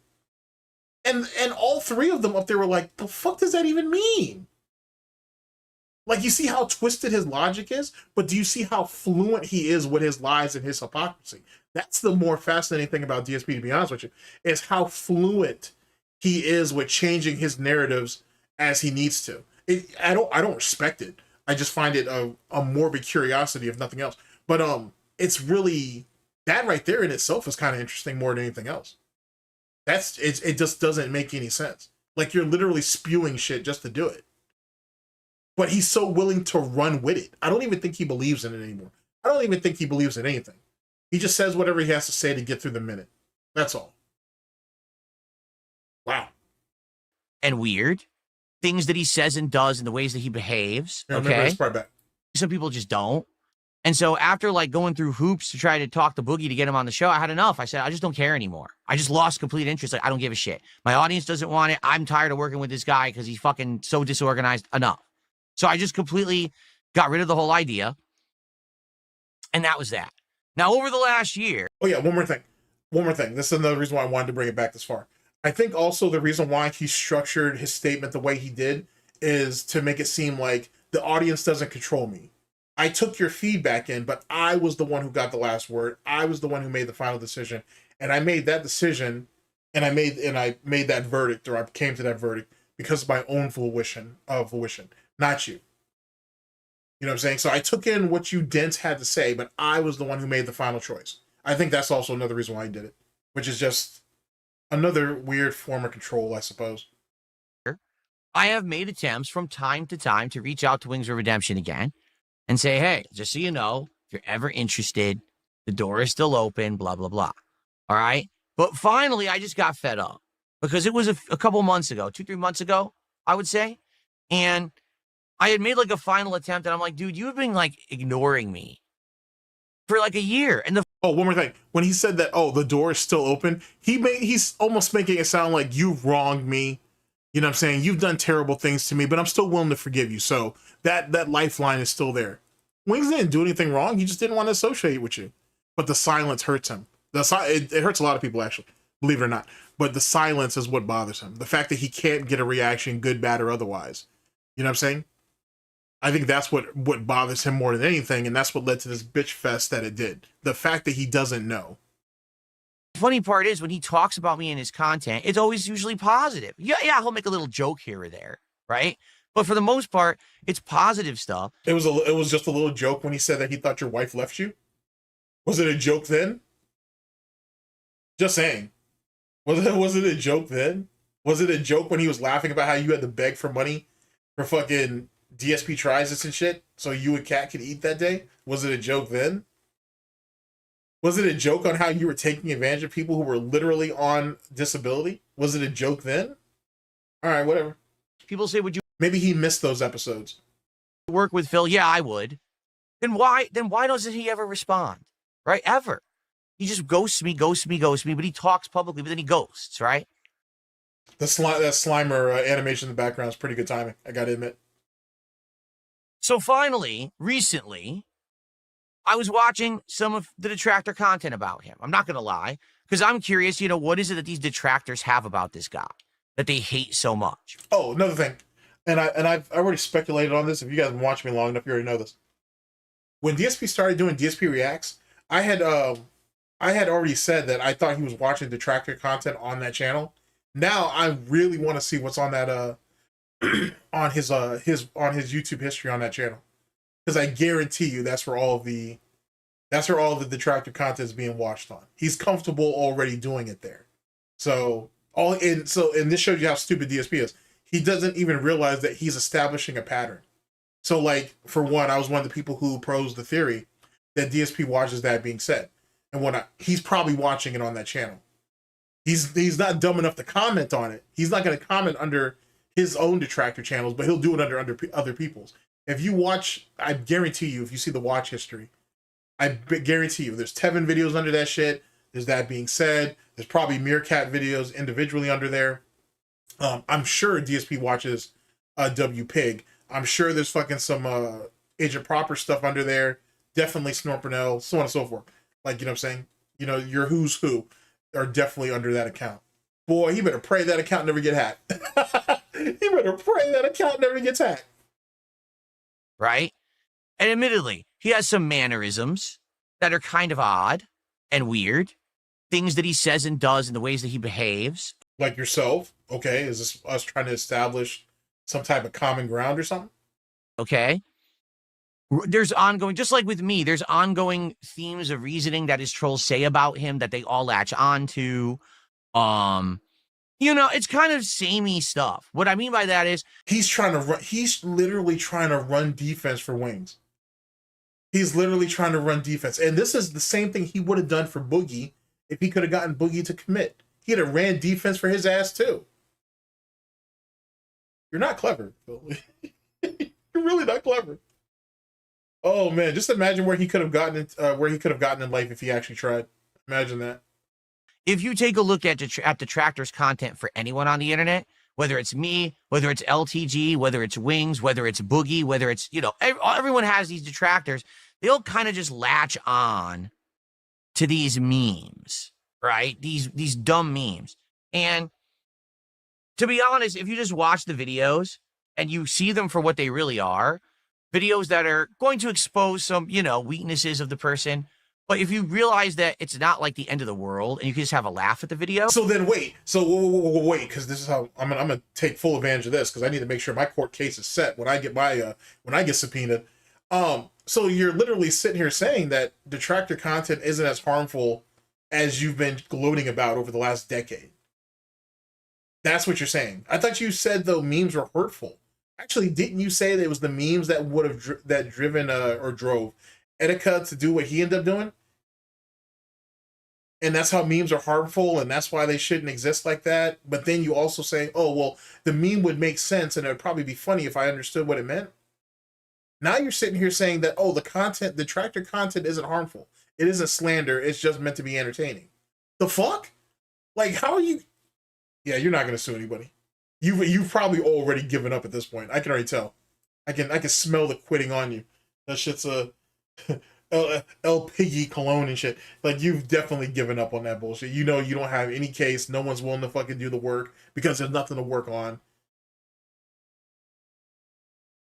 Yeah, it makes a lot of sense. Yeah, so I guess we don't have to worry about the lawsuit anymore. That shit ain't going nowhere. This is sad. Whether it's Wings, whether it's Boogie, whether it's, everyone has these detractors. They'll kind of just latch on to these memes, right? These dumb memes. And to be honest, if you just watch the videos and you see them for what they really are, videos that are going to expose some, weaknesses of the person. But if you realize that it's not like the end of the world and you can just have a laugh at the videos, then it's great. It's fine. The problem is there's people who just obsess over this shit. They do, and they go crazy. And next thing you know, they're wishing harm and horrible things on people on the internet, which is fucked up beyond belief. That never should get to that level. So what detractor video do you have that someone actually wished harm upon you and then someone tried to act upon it? Because according to his narrative right now, it's not about slander or defamation anymore. Now he's talking about people who are willing to go further than that. So who's he going to be able to point at to now in that case? Makes you think. But it does. And that's what's sad, is that people can't tell the difference. Like, I truly feel like maybe these people maybe don't like Wings, all right? But wait, I got an example, actually. I do have an example. He sat there and started all this fear-mongering and bullshit about this is how you don't play. And what did he say? He said he was scared that Evil AJ was going to come to his house and try to murder him. Evil AJ never said anything like that. Ever. DSP came to that conclusion. So the very fear-mongering that he's talking about, the hateful behavior that's supposedly being used, he was the one who manufactured it. And then he went ahead and basically wished it into reality. Think about that. But they don't want him to be murdered. They don't want him to completely go bankrupt and end up in the streets. They just wish that he would improve. And that's the thing, that they make the case he never improves. Okay? Oh, now you want to try to go with the SOK narrative, and you didn't even realize that that was just a ploy too. God damn, Phil. You literally are a consumer through and through. Fucking mongoloid. Jesus, nothing more than an NPC going through life. That's a damn shame. It's funny, so I'm gonna laugh at it, but it's a damn shame. So anyway, after having watched some of this guy's content, I saw him repeatedly say stuff like, I hate playing games on the internet. I really wish I didn't have to do it, but this is how I make my living. He quit Lol Cow Live. Then he went back. First he got fired from Lol Cow Live. Then he went back. Then he quit. Then he's in limbo. Then he's gone again. And I just keep seeing him say stuff in his content. He's basically saying he was vulnerable and he was already wounded prey, so now I'm gonna get him. That's all he's saying. That's legitimately all he's saying. He's down bad. He's desperate. He's wounded. Time for me to go ahead and get him. Like he wishes that he could do a show. And he's isolated. That's the thing that you really got to take from him. You have to take from this whole exchange DSP's talking about, is that Wings is isolated. Now there's nobody to talk to him. There's nobody to talk him out of anything anymore. Now, gotcha, bitch. That's literally what this is. That's disgusting. That's disgusting that you'd be wanting to speak to someone on any level if they're down bad like that, and they don't come to you willingly. Now you want to prey upon them. And and that goes back to my early spiel about DSP being a predator, because he literally is. So he would fit in with fucking with Boogie, Keemstar, Pedal Behind the Camera. He fit in with those guys just fine. He has some of their same traits. You know what I'm saying? He likes them young and vulnerable. He likes taking advantage of people when they're down bad and shit. He's all for all that. Makes you think. Where he could talk with someone about stuff, but it's not a show that he had to set up, but instead he could just be there as a guest. And I'm thinking, this is literally what we could have done years ago. What I wanted to do with the guy. Like I said, let's have a show. I have a show. I literally have the show. There's no money behind it. And you weren't going to split it. Stop. What he's saying about he wanted to do this shit years ago is he wanted them to have their own version of Lol Cow Live without Keem. But there was going to be no money. There was going to be no backing. For all of Keem's faults, and you got a bunch of them, Keem threw a lot of money at fucking Wings and Boogie for equipment. Like, you know what I'm saying? Like, we're talking about thousands of dollars that was put into equipment. Keem went through one of his many contacts at like MetaPC or one of those things, and he got some shit on the discount. Whatever. Keem has thrown quite a bit of money out there. So DSP didn't have any of that. He didn't have any capital starting this shit up. And if you remember what Boogie and Wings' equipment was before the upgrades that Keem gave them, it wasn't going to last long. It just wasn't good. You know what I'm saying? So what are you talking about? I have a show. No, you didn't. You don't have a show now, but you damn sure didn't have one back then. This is before the Kino Casino stimulus package. What are you talking about? My dog, bro. Like you just forgot all your history, huh? You ain't just forgotten all of your history. And then he tries to sweeten the deal by saying, hey, we can do this thing weekly, and all you got to do is show up. You don't have to do anything. All you have to do is show up. I already have the show. I already have the infrastructure. But that's all he has to do at Locale Live, basically, though. All Wings has to do, well, that's what Wings wants to do. All he has to do is show up and talk, and then he can leave. So you're just trying to emulate the same thing that fucking Keemstar does. But Wings knows how to use OBS. So, you know, Wings doesn't need an OBS monkey. He can do it on his own. Yikes. The more he talks, the more predatory it seems. Jesus Christ. Well, first he got fired from Locale Live. Then he went back. Then he quit. Then he's in. And then he's keeping track of what's going on Locale Live too. So he's literally watching all detractor content. Doesn't matter who it is, but all he's doing is watching detractor content. So he's sitting there talking about, I don't want to be part of drama. I don't care about that. I have a life. I have a wife. I have all this bullshit. I'm successful. I'm good. And yet he's literally admitting, just in this segment alone, as if he hasn't done beforehand, that all he does is watch detractor content. Fucking idiot, bruh. Just, he makes it too easy. He makes it just too easy. Limbo. Then he's gone again. And I just like back when he was in the FGC, just too easy. He's gonna forever be that walking ATM, whether financially or socially. He'll always produce because that's all he can do. keep seeing him say stuff in his content. Like he wishes that he could do a show where he could talk with someone about stuff, but it's not a show that he had to set up, but instead he could just be there as a guest. And I'm thinking, this is literally what we could have done years ago. What I wanted to do with the guy. Like I said, let's have a show. I have a show. I literally have the show. All he has to do is show up for it.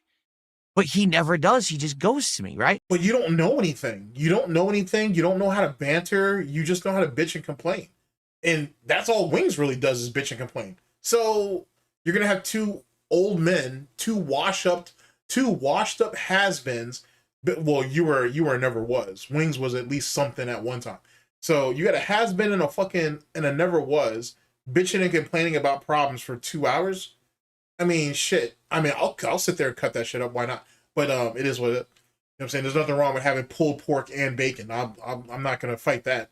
I mean, I could say that Wings could be actually like pork belly, but he's a real low quality pork belly, so I would rather just turn him into pulled pork. Anyway. So I mean, yeah, I'll go over it, but that's not gonna hold any real appeal. What are you talking about? And then he's just gonna blame Wings when it all fails anyway. Just like how fucking Review Tech USA blamed Monday Matt for when their little show or whatever the fuck it was failed back in the day. Same shit. These lol cows are original. So I made like one final effort a couple weeks ago. All right. I unblocked him, first of all, because remember, I'd been pissed that he had been, ghosting me for so long. And then remember, he had responded to me like a month and a half ago and said, "Oh, I'll be on your show now. And by the way, I'm sorry that I never responded to you, but it was all because Keemstar told him to." Keemstar was looking for more guests and more content for Lolcow Live, which has been drying up recently. So he just did what he was told. And that pisses me off. It really does. When you only talk to me. So then if that's the case, then why'd you block him? Why didn't you sit there and block Keem? Keem's not blocked. Oh boy. When you get told by your boss to do it, you won't do it as like a real person. That's so disingenuous. So that's why you called him an employee. Because he wanted, so you'd been more than happy for Wings to do what you wanted him to do, but because he's doing what Keem's telling him to do, because Keem pays him, he's just an employee. Okay, I see it now. I get the method behind the snorts. Fair enough. That he had been, ghosting me for so long, and then remember, he had responded to me like a month and a half ago and said, "Oh, I'll be on your show now, and by the way, I'm sorry that I never responded to you, but it was all because Keemstar told him to." Keemstar was looking for more guests and more content for Lolcow Live, which has been drying up recently. So he just did what he was told. And that pisses me off. It really does. When you only talk to me when you get told by your boss to do it. You won't do it as like a real person. That's so disingenuous, right? How do you figure his boss, the team pays him? He's not going to sit there and leave a steady paycheck to just talk to your dumbass and jeopardize it. Oh, wow. Okay. Okay. Sure. Whatever. Right.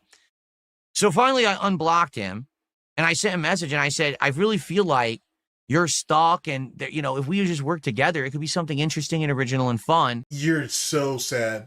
You're literally begging another lol cow. So you were mad and disingenuous that he would do what another man told him to. But you've been keeping track of him though for the better part of a year and a half and seeing how down bad he is. So you decided after your many attempts to try to get him to talk to you to unblock him and then beg him to do some content with you. Oh shit. If this isn't Darkside Phil at his fucking work, if this is not DSP, Darkside Phil Burnell, Dark Geppetto at his worst socially, I don't know what is. This is really, really bad. And this is really, really bad to be admitting online that you basically harassed somebody for the better part of a year and begged and pleaded with them to fucking talk to you, to just talk to him, not even really do content, just to talk to him. Which means, it's unfortunate Low Tier God never did this, that I really want to see some of those old messages that he sent to LTG. I want to hear some of that begging. I want to hear that. But see, the reason why DSP have that superiority complex, as it pertains to LTG, I should say, is because he's black. It's only because of the color of his skin he feels that he can treat him in some type of way. And I'm just gonna go ahead and keep prodding the slave, you know, year in, year out until he does what I want. But then you sitting over here acting like straight pussy over here with Wings. Blocking him, unblocking him, begging him, please, just do a little bit of contact with me, Wings. Please, Jordy, please. And yet some of y'all out there have the nerve to sit there and say that he has pride. Is that really a narrative that you guys are still holding on to, that he got pride? I'm waiting to see it, because it's not being demonstrated here. Don't worry, I'll wait. You know what I'm saying?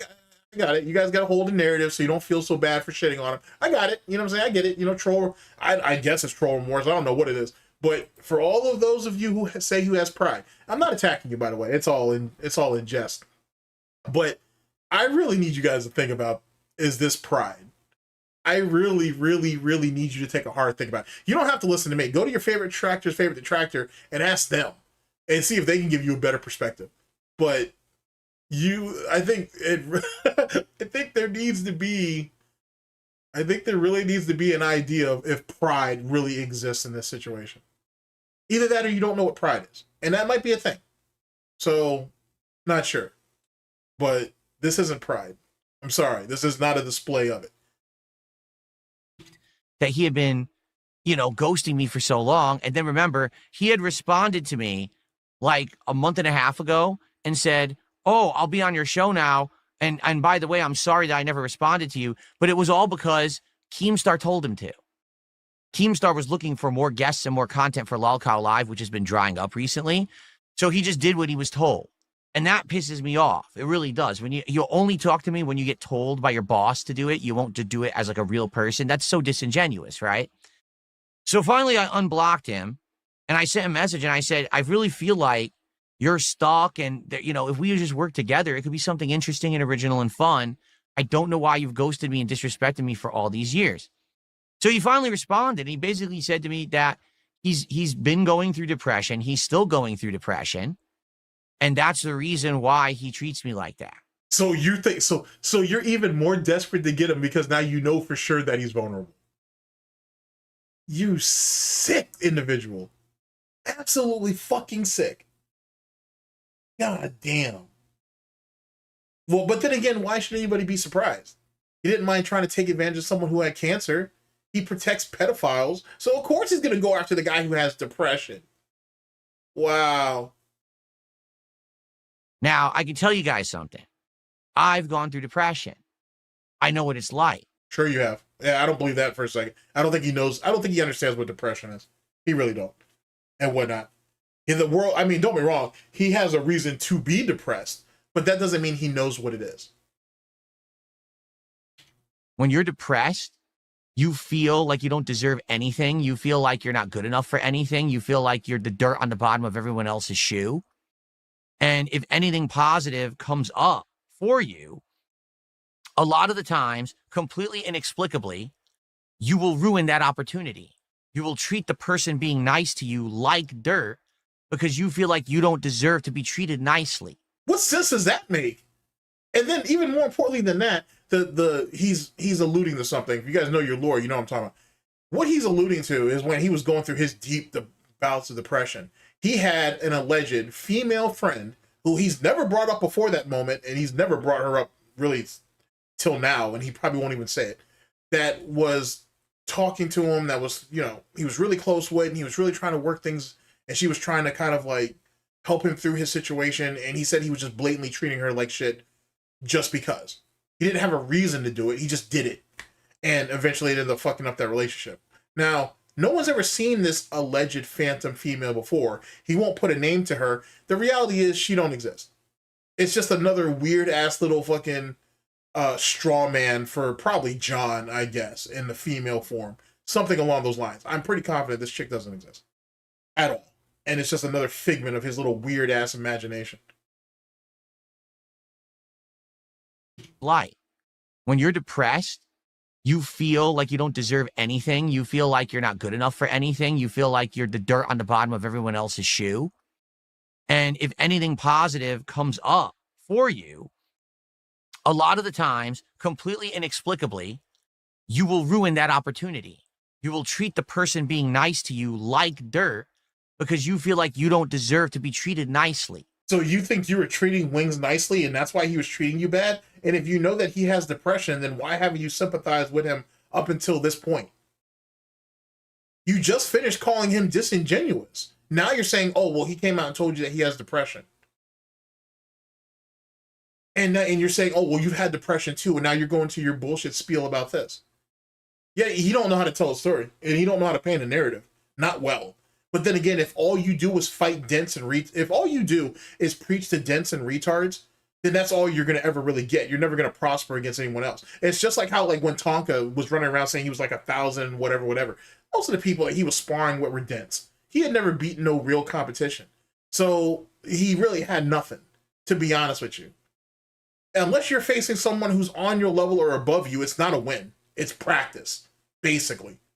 And this is no different. Okay, I've done it. I know for a fact in my past, I have done that because I was depressed. There was entire friendships I literally broke off and ended for no reason. Okay, so coming from that position myself, when he said that, I kind of understood what he was saying. At the same time, this isn't like, oh, he did it once, he did it twice. Whoa, no. You don't get to walk that back. You can't sit there and say, he has depression, I've had depression, I've broken off a bunch of different friendships, that's what he said, and whatnot. I get where he's coming from. But then you're going to sit there and say, well, it wasn't once, it wasn't twice, he did this numerous times. Well, how many fucking friendships did you allegedly break off, Phil? So it's okay for you to fuck over people numerous times, but not for it to be done to you. Eat a dick. It's weird how it's wishy-washy, okay? So basically he said that to me, and I went back to him, and we had a little bit of a conversation back and forth. And after that conversation, we basically ended it at, well, why don't we just hang out? Why don't we just have a stream where we just chill, where we just have a conversation? Why do you need to be that? Why does that need to be done on stream? Why can't you just do that on your guys' personal time? Why can't you just be like, hey, can I reach out to you on Discord and, you know, set aside like an hour and we'll just talk it, you know, we'll talk.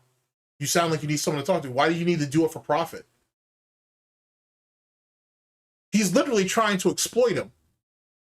And he can't even sell it. He can't even sell it. He's trying to sympathize or empathize with him. I'm literally trying to abuse you for profit.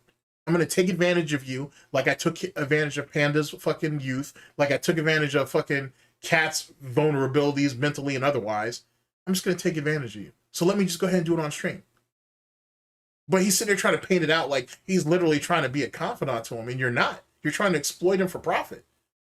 You're trying to exploit him for content. Jesus. It doesn't have to be long. It could be 45 minutes. It could be 2 hours. Depends on how long we want it to go. But why don't we just chill and see what happens? People have been asking for DSP and Wings to do something. Yikes. This is disturbing. This is disturbing. Basically, let me fucking... I'm not even going to fucking mince words. DSP is basically saying, hey, let me go ahead and molest you for content for an hour or two. It's not that big of a deal. You're already letting Keem do it. So you might as well let me do it. Ain't no fun if the homies don't get none. That's literally what he's saying.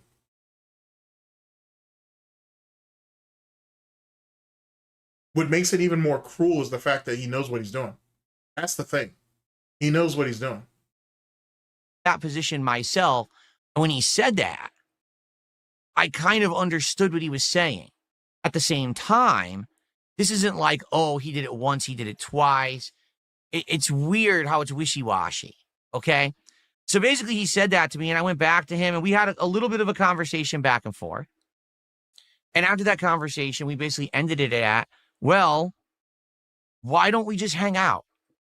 Why don't we just have a stream where we just chill, where we just have a conversation? It doesn't have to be long. It could be 45 minutes. It could be 2 hours. Depends on how long we want it to go. But why don't we just chill and see what happens? People have been asking. Chill and see what... this isn't a... Like I said, I'm going to stick with my original point about the molestation because that's what this is. But you're not dating him, Phil. You guys aren't a couple. Like, what is this? Like, grown men don't talk to each other like this. And even if you are homosexual, Phil, I don't think homosexual men talk like this. So what is this? Like, what is this? For DSP and Wings to do something for years and years and years and years. People just want to see us have a conversation because we never have. Do you know that, right? So what? There's a lot of people online you're never going to have a conversation with. Did you try to... Wait a second. Did you try to say that to fucking Justin Wong? Did you try to say that to Maximilian? Did you try to creep into their DMs and say that same shit? Weren't you friends with Arturo? Arturo's never come up on stream with you. And he's supposed to be your friend. So what about that? You're cool with... You said you allegedly say you're cool with other people who are part of Team Spooky. You never able to talk to Nerd Josh. I know Dick Wolf wouldn't want to talk to you and whatnot. He knows you for the piece of shit that you are. And I doubt Spooky would talk to you either. I want you to get the method in all this shit. Because this is right here is the same type of tactics he's probably used on other people. Disgusting, bro. But because Wings is so vulnerable, right? He needs to sell the story. He needs to make it sound as frustrating, but as sympathetic as possible to sell people on this idea. No one gives a shit if DSP ever talks to Wings or LTG or whatever. If it happens, it happens. But I'm not fucking out there fucking promoting that bullshit. I'll speculate on it, but I'm not out there promoting that shit. If it happens, it happens. Don't it don't. It's not that serious. It's just another Tuesday. Well, Monday in this case, but it's just another Tuesday. It doesn't mean anything. Like, unless you guys are going to actually go into like a debate where you guys are really calling each other shit out, that's just going to actually be entertaining. And no one's going to pull any serious long-term value out of two losers crying about nonsense. Unless you guys are going to start talking about your trolls and naming names and actually saying what they did to you or allegedly did to you. Then that might be something. Literally, the two of us have never once spoken to each other. There's been a few texts back and forth and emails back and forth, and that's it. There's been no... So you've been texting, texts and emails. Okay, I think he means DMs, but whatever. So you've been going back and forth with Wings this long and you've never spoken to him on Discord? At all? What's wrong, Phil? You couldn't make it to third base? All right, fair enough. That's unfortunate. Actual back and forth conversation between us ever in history. He's talked about me a ton. And why are you so desperate to sell that you haven't talked to a lolcow? Like, what sense does that make? This is supposed to be... You know what this is? This is exactly what fucking Review Tech USA's dumbass ain't sat there and tried to do with fucking DSP in that 666 podcast. Trying to make himself seem like they were somehow breeds apart, and they're not. Speaking of fucking RTU, by the way, I got a video coming up on this. I'm gonna end up doing it. I just need Diggs or Asian GTG to give me the assets for it. Apparently, Review Tech USA ain't sat there and some information came out about him refinancing that home more than once. That's icky. And then it also came out that he sat there and got his ass scammed in some type of banking scheme. That's funny. And then I want to say the guy's name is, I want to say it's Robert or Richard Brunel on Twitter, has a compilation of Review Tech USA basically admitting that he made a mistake by deleting his 1 million sub channel. Those are all going to be fun things to go over. Holy shit. But yeah, RTU's just as much of a fucking dent as any other lol cow, to be honest. So that's not a good look either. But anyway, same concept. He's trying to, it's like he's trying to separate himself from, you know, another lol cow by proving, hey, I'm not like you. And maybe in a lot of ways, that's one of the reasons why DSP is so frustrated with LTG. Oh, well, he won't talk to me because if he does, you know, it'll actually distinguish that, you know, I'm worse than him and he doesn't see that it's worth his time and that's why he wants to be paid for it or whatever. And that's the reason. Well, that's the same logic you're putting up here with Wings. You know what I'm saying? And that's actually a really interesting thing with lol cows is they all try to outshine each other. They all are desperate to prove that, oh, well, you guys call me a lol cow, but this guy's an actual lol cow and you guys can actually see it. It's like that. Like, none of them want to lean into the entertainment aspect of it. They all just want to try to prove they're not as bad as the next person. Just literal mental midget monkey type shit. But we've never had this conversation, okay? So basically, I proposed this to him. He seems to like the idea, all right? So I said, well, you know, we talked about scheduling or whatever. Initially, I actually wanted to have him on this week. He said, no, I want to go on next week. I said, well, I'm not going to push him. I'm not going to try to rush him and scare him away. Fine, if he wants to do it next week, we can do it next week. I'm okay with that. So we talked about days, and it looks like maybe Monday of next week would be the best day for him. Okay. I told him the times I stream. All right. I basically told him what I would like to do is to have him on during the time frame when I would do the Level 1 podcast. So basically, it would just be a special edition of the show where we'll have him on as a guest. Okay. That's why he's saying 45 minutes, an hour, maybe 2 hours. He's trying to fit him in. He's trying to fit him into what he already normally does. And that right there, yet again, just proves Wings is just content.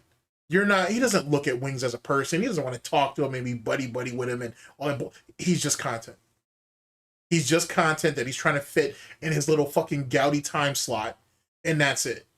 And then the fact that you're going to come out here and admit that is the crazy part. And this is what happens when you don't talk to people. This is what happens when you sit in your fucking house all day and you're chronically online, but you're not really saying anything to anybody. That's how you get like this. And there is no specific topic. It is not, oh, we're going to have you on and we got to talk about this and drama. And it's nothing like that at all. It's just supposed to be a hangout session. Now, we might very well get into dramatic topics. I don't know. Okay? I know immediately every time I bring this guy's name up, I get people say, what about when he pushed his wife down and shit like that? And I'm like, I don't even really know about that. I've seen it. Everyone's seen the clip. So then you do know about it. What the fuck you talking about?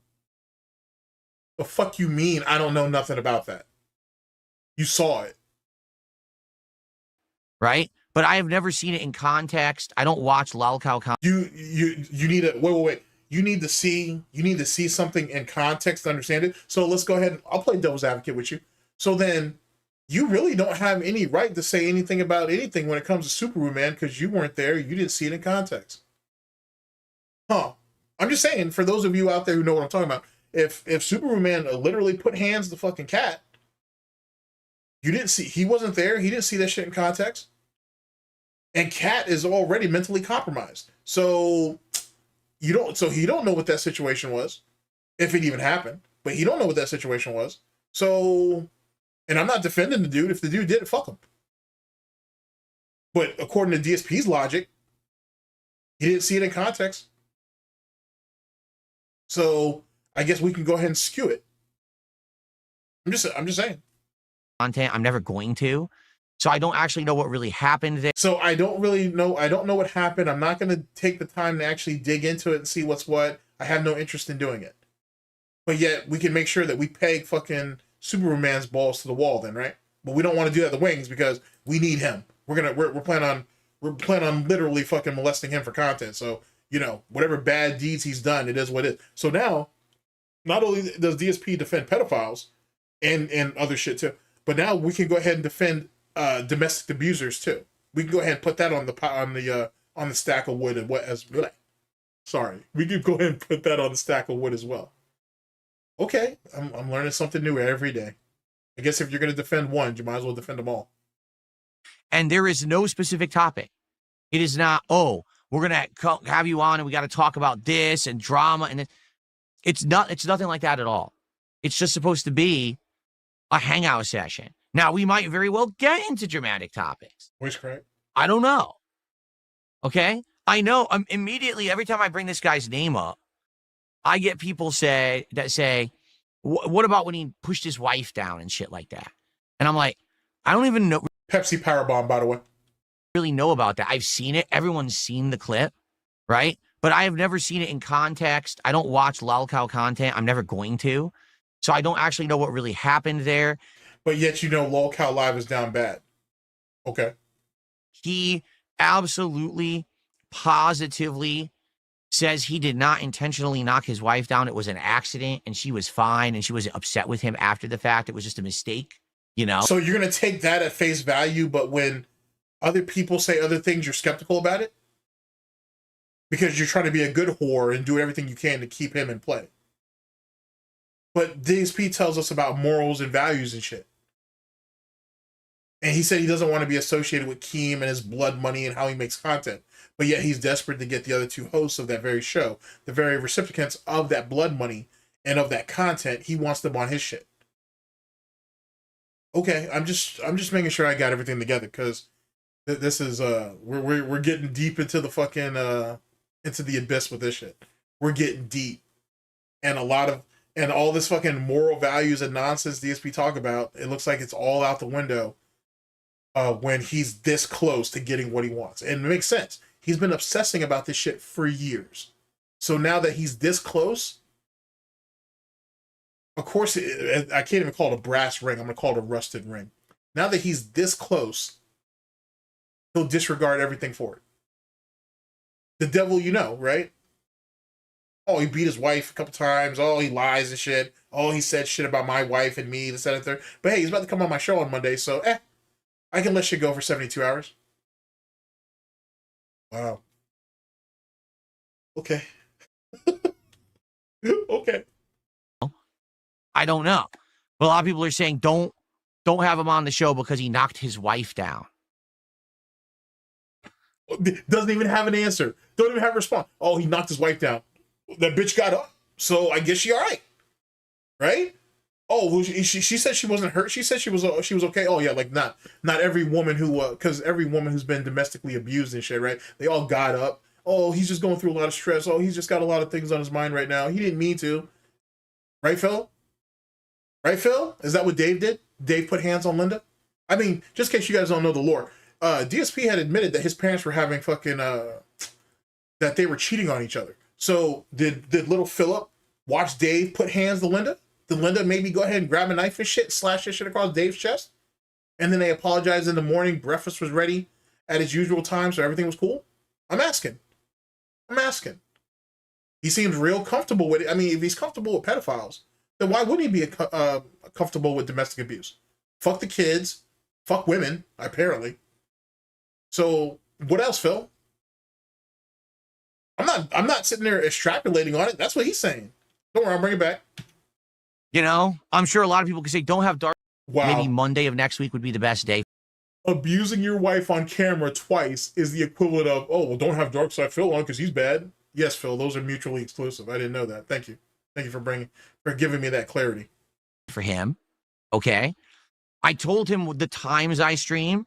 Jesus. All right? I basically told him what I would like to do is to have him on during the time frame when I would do the Level 1 podcast. So basically, it would just be a special edition of the show where we'll have him on as a guest, okay? And there is no specific topic.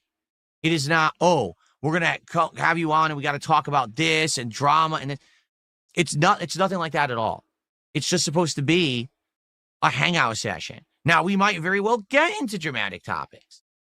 I don't know. Okay? I know. Immediately, every time I bring this guy's name up, I get people say, what about when he pushed his wife down and shit like that?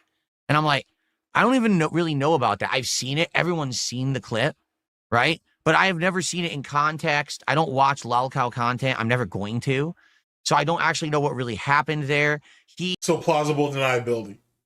He absolutely, positively says he did not intentionally knock his wife down. It was an accident and she was fine and she was upset with him after the fact. It was just a mistake. So if LTG comes out and says, hey, I didn't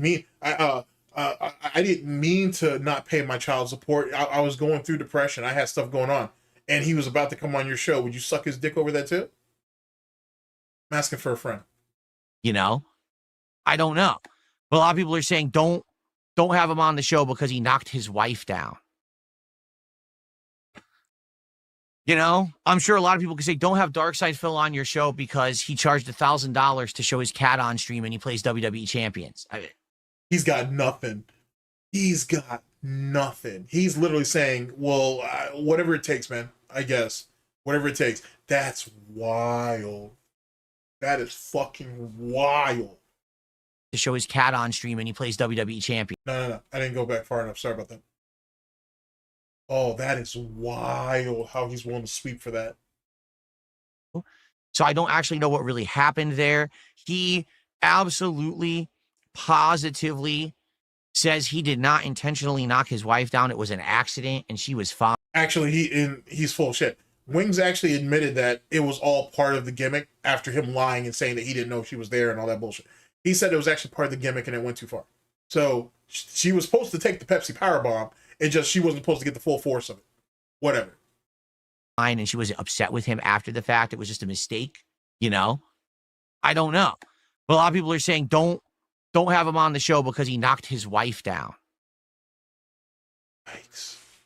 You know? I'm sure a lot of people could say, don't have Darkside Phil on your show because he charged $1,000 to show his cat on stream and he plays WWE champions. I don't know. Have you put hands on Cat, Phil? I'm going to ask because if Superman did, and you were okay with using that as a shield on side scrollers, it makes me wonder if you've done it too. And it doesn't seem like he really has a problem with it. If he can use it to his own advantage. So let's say, and truth be told, I don't believe he's ever put hands like that, to be honest. I'm gonna at least say I'm comfortable in the idea of saying that. But he clearly don't have a problem with exploiting it to get what he wants. So it makes, so now that opens up a new can of worms. So he's not going to hit a woman, right? But did Dave do it? Did Dave put hands on Linda? And did little Philip sit there and see it? And as long as the next morning breakfast was ready and everybody's acting like they're happy and shit, and she has a steak on her face or an ice pack or whatever, everything's cool. Take it on. You know, it's hard because I've come from that position too, where people say the dumbest shit. Oh, it's dumb that the dude abused his wife on camera twice. It's dumb. Ah, okay. Fair enough. And I know this stuff is just so stupid, but people actually like listen to it and believe it and then hate me for it, you know? Interesting way of making it about yourself. But there's actual proof that Wings did this shit. So you're going to deny what's on camera that you've seen. Oh boy, that's telling. That's telling. Hope sip. So anyway, I would love to just have him on the show, have a conversation with him. Again, whether it's a half an hour, whether it's 2 hours, I don't know how it's going to go. It could be the most boring conversation in human history. It could be a very interesting conversation, depending on the topics we talk about, what we have to say. I don't know, right? I just want to. I wonder if he's going to do this bitch boy shit, because I see a lot of this. Where dudes will defend somebody if it works to their advantage, but the moment they're not cool no more, they'll start throwing those same allegations that were already being thrown at the guy anyway. They'll start throwing it on there too. I wonder if he's going to do that shit. Because I've seen that bitch made shit before. People are quick to defend it when it works to their interest. But the moment y'all ain't cool no more, or they say some shit about you, then you start throwing all the same allegations that you didn't want to touch, or you didn't want to say nothing about. You'll go ahead and start throwing it at that same person. You'd be surprised how quick people are willing to drop the broom. Like I said, I've been open to giving stuff chances. I've been trying, but people won't work with me, not because of me, but because of the troll element. I thought it was Kiwi Farms. Now it's the troll element. Can we pick a lane and stay there? Because of getting harassed online, getting doxxed online, they don't want to be a part of anything with me, and that's not my fault. There's nothing I can do about that. In this case, Wings has literally been trolled just as much as me. So he's already been buck broken, so it's easy to go ahead and take advantage of it. All right, I got you. So I don't think that he's really afraid of that, okay? Now, you might say, well, if all this is true, Phil, why are you only bringing it up now? Why didn't you tell us all along? Why didn't you even say anything yet? Why is Wings talking about this in his content, but you're not talking about it in yours? All right? It's pretty simple. I don't like to overpromise and underdeliver. Though he literally always does that. I don't want to tell you that I'm going to have a guest on my show until it is a lock, okay? Because imagine, like I said, there were 3 or 4 different people who either were slated to be on my show or who I was going to do collaborative work with last year, okay? No, you said that they might have been interested in it. There was nothing locked in. There was no commitment to anything. They said they were interested.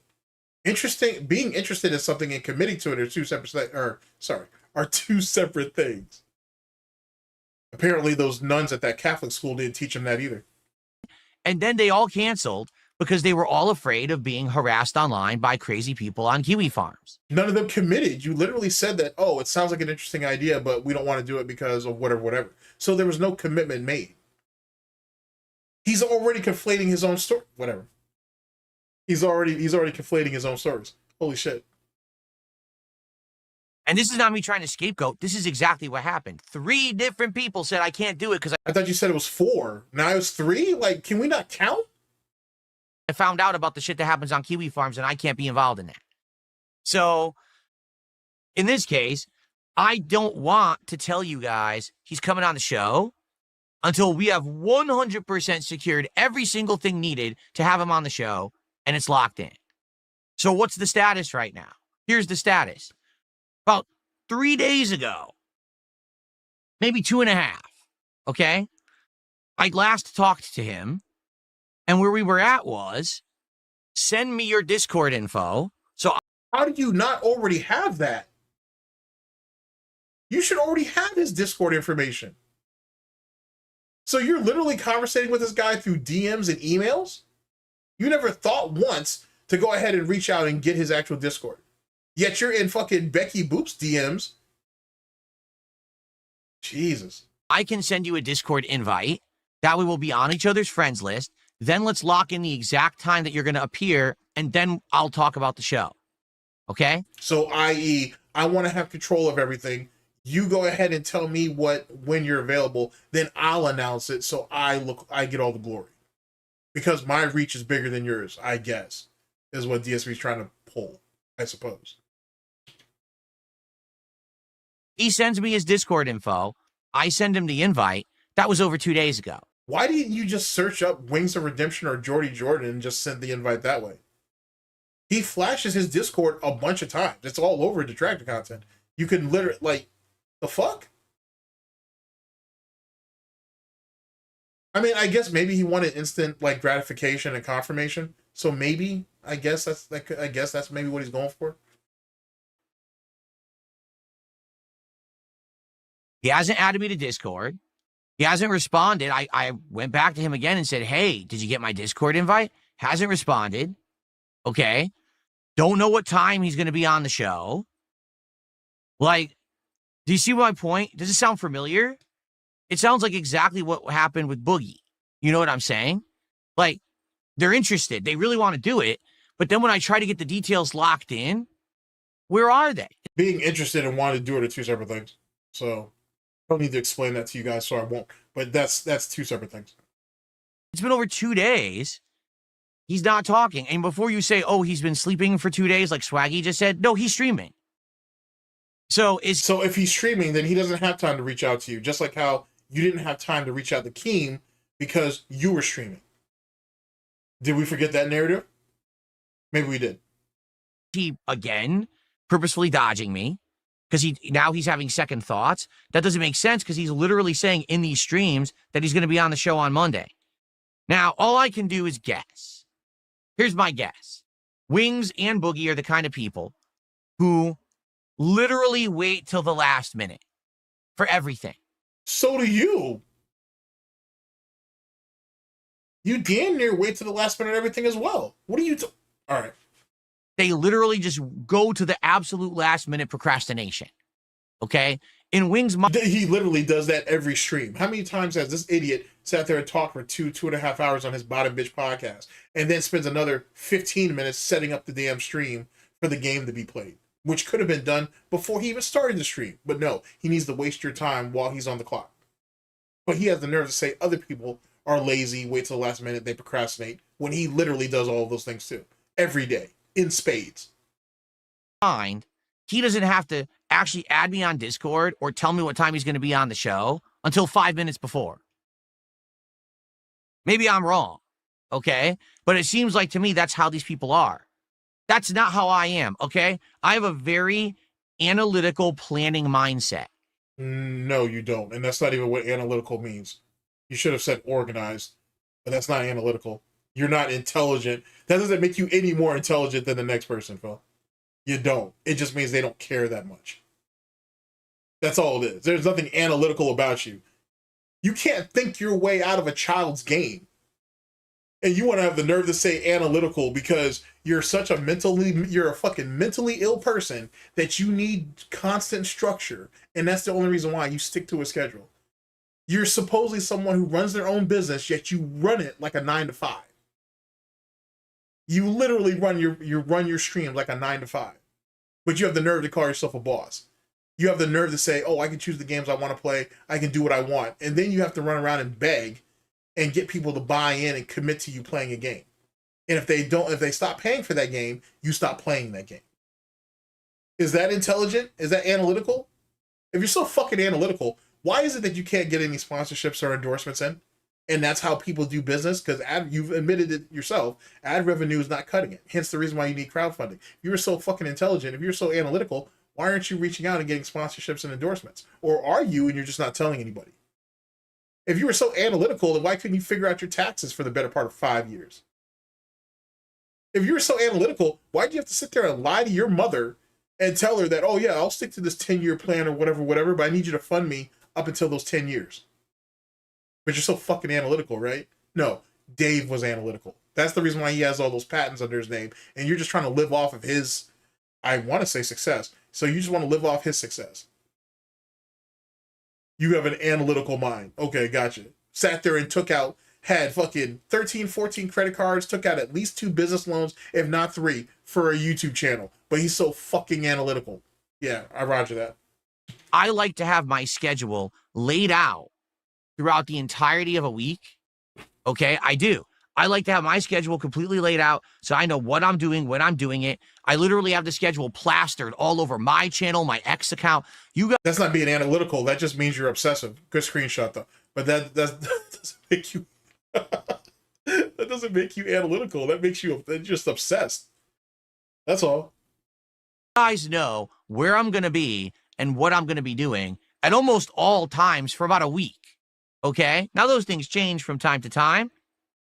But hey, at least you know. And people have praised me over the years, saying, listen, you can hate on Phil and say his content sucks, but no one's going to say that guy doesn't work a lot and work hard. So wait, so because this asshole shows up every day or 5 days a week or 6 days a week, right? And it's all slop, you should fucking praise him for that.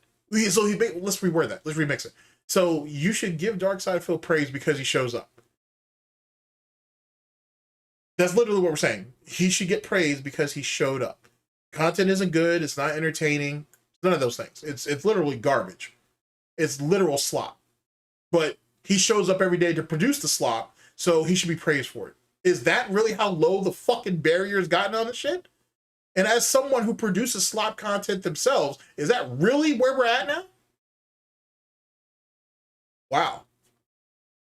Well, I guess you see what pigs can do.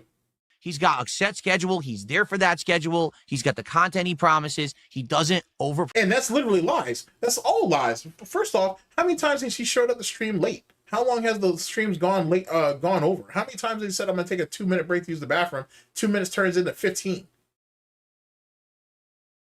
How many times has he bitched and complained on the Bottom Bitch podcast about, hey, we're supposed to be scheduled to play this set game, but there's not a lot of support for it. What do you guys want to do? Well, we don't want you to play the game. We want you to play another game. Okay, let me go ahead and type in and change the schedule. The fuck? What are you talking about? Your little life, your literal existence is overpromising and under-delivering. That's why Linda should have swallowed her. Dave should have pulled out. Could have saved everybody this trouble. Promise and underdeliver. I'm not one of these people that, oh, I just randomly turned my stream on. Everyone rushed to the stream. No, you know when my stream is on. That's why every time I turn on my stream, I have consistent viewership.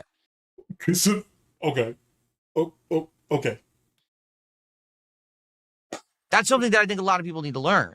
If you actually want to get consistent viewership and consistent support, then you have to be consistent. So put out consistent slop every day and you'll get slop viewers, I guess. Keep producing garbage for mentally ill people to take in, and you'll keep them coming. Yet he cries and complains about how he doesn't have the viewership, he doesn't have the reach, and he doesn't make the money of other successful content creators. And he wonders why he doesn't. Sure. Holy shit. This shit writes itself. Because it comes hand in hand. Your consistency, you'll get consistent results if you're consistent. Okay? So, in regards to this situation, I don't have Wings on my Discord yet.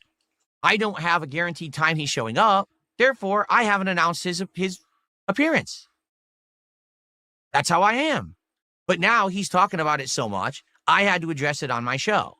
Now, by the way, I have absolutely no hard feelings and no ill will towards him because of this. I wish that he had the same kind of mind that I do, the analytical, planning out style mind. Like I said, I literally like to have an outline of shit. Like when I have a day off. That's so wild that he conflates planning with being analytical. No, not at all. And it just goes to show, just because he can read something out of a book and he can retain what he read doesn't mean he can utilize it. It's just not a thing. It really isn't. So this inflated concept of him being intelligent and or smart doesn't really exist. Yes, can he retain information? Sure. Doesn't matter if he can't use it. And it matters even less if he can't even give it back to you. Not just from a book standpoint, but give it back to you in his own words. He can't even do that. Fantastic, bro. Fantastic. I'm not shitting you. When I have a day. This is the same mongoloid who can't even figure his own life out day to day. Keep that in mind. This is the same mongoloid who sits there and has to go out and get groceries literally every single week, which, don't be wrong, I get that. But he's sitting there, you're sitting there meal planning for 7 days and that's it. But you have it's a Costco membership, I think. You can literally buy everything in bulk. You should never need to go out and buy all this insane amount of food weekly. That's not something that needs to happen. It's something that he's been conditioned to do, and he never broke it. Because Monty and him used to go out and do that on Tuesdays. And that went on for a long time. And people like myself, James Lesser, a bunch of us used to mock the shit out of him for that stuff. And then he started catching on, so he didn't want to do that no more. Well, that's what he said. The reality was his Cat's schedule changed. And that's back when Cat didn't mind going out in public with him. She don't do that no more. So womp womp to that.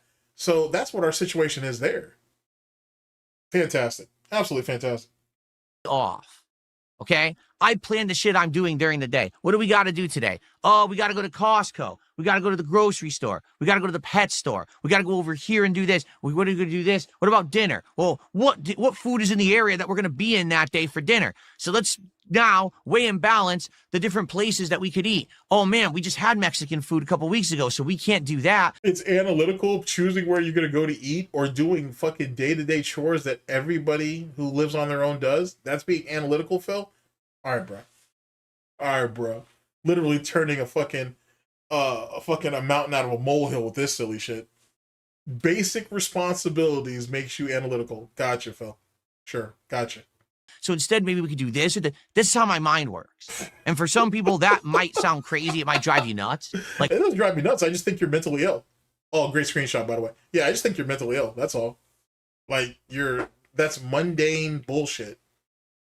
You know what I'm saying? That's literally mundane bullshit. That's no different than you asking your wife or your kids, what do they want to eat on the way home? There's nothing stressful about that bullshit. Unless you have to go to multiple places. Other than that, it's nothing. It's just another thing. Fucking crazy, bro. Absolutely fucking crazy. why does your mind work like that? Don't you ever do anything sporadic? Oh, I do. There's certainly times where I'm just driving around. Oh, there's something interesting. Let's just check that out. But for the most part, that's how my mind has always worked. It's planning everything out. You know?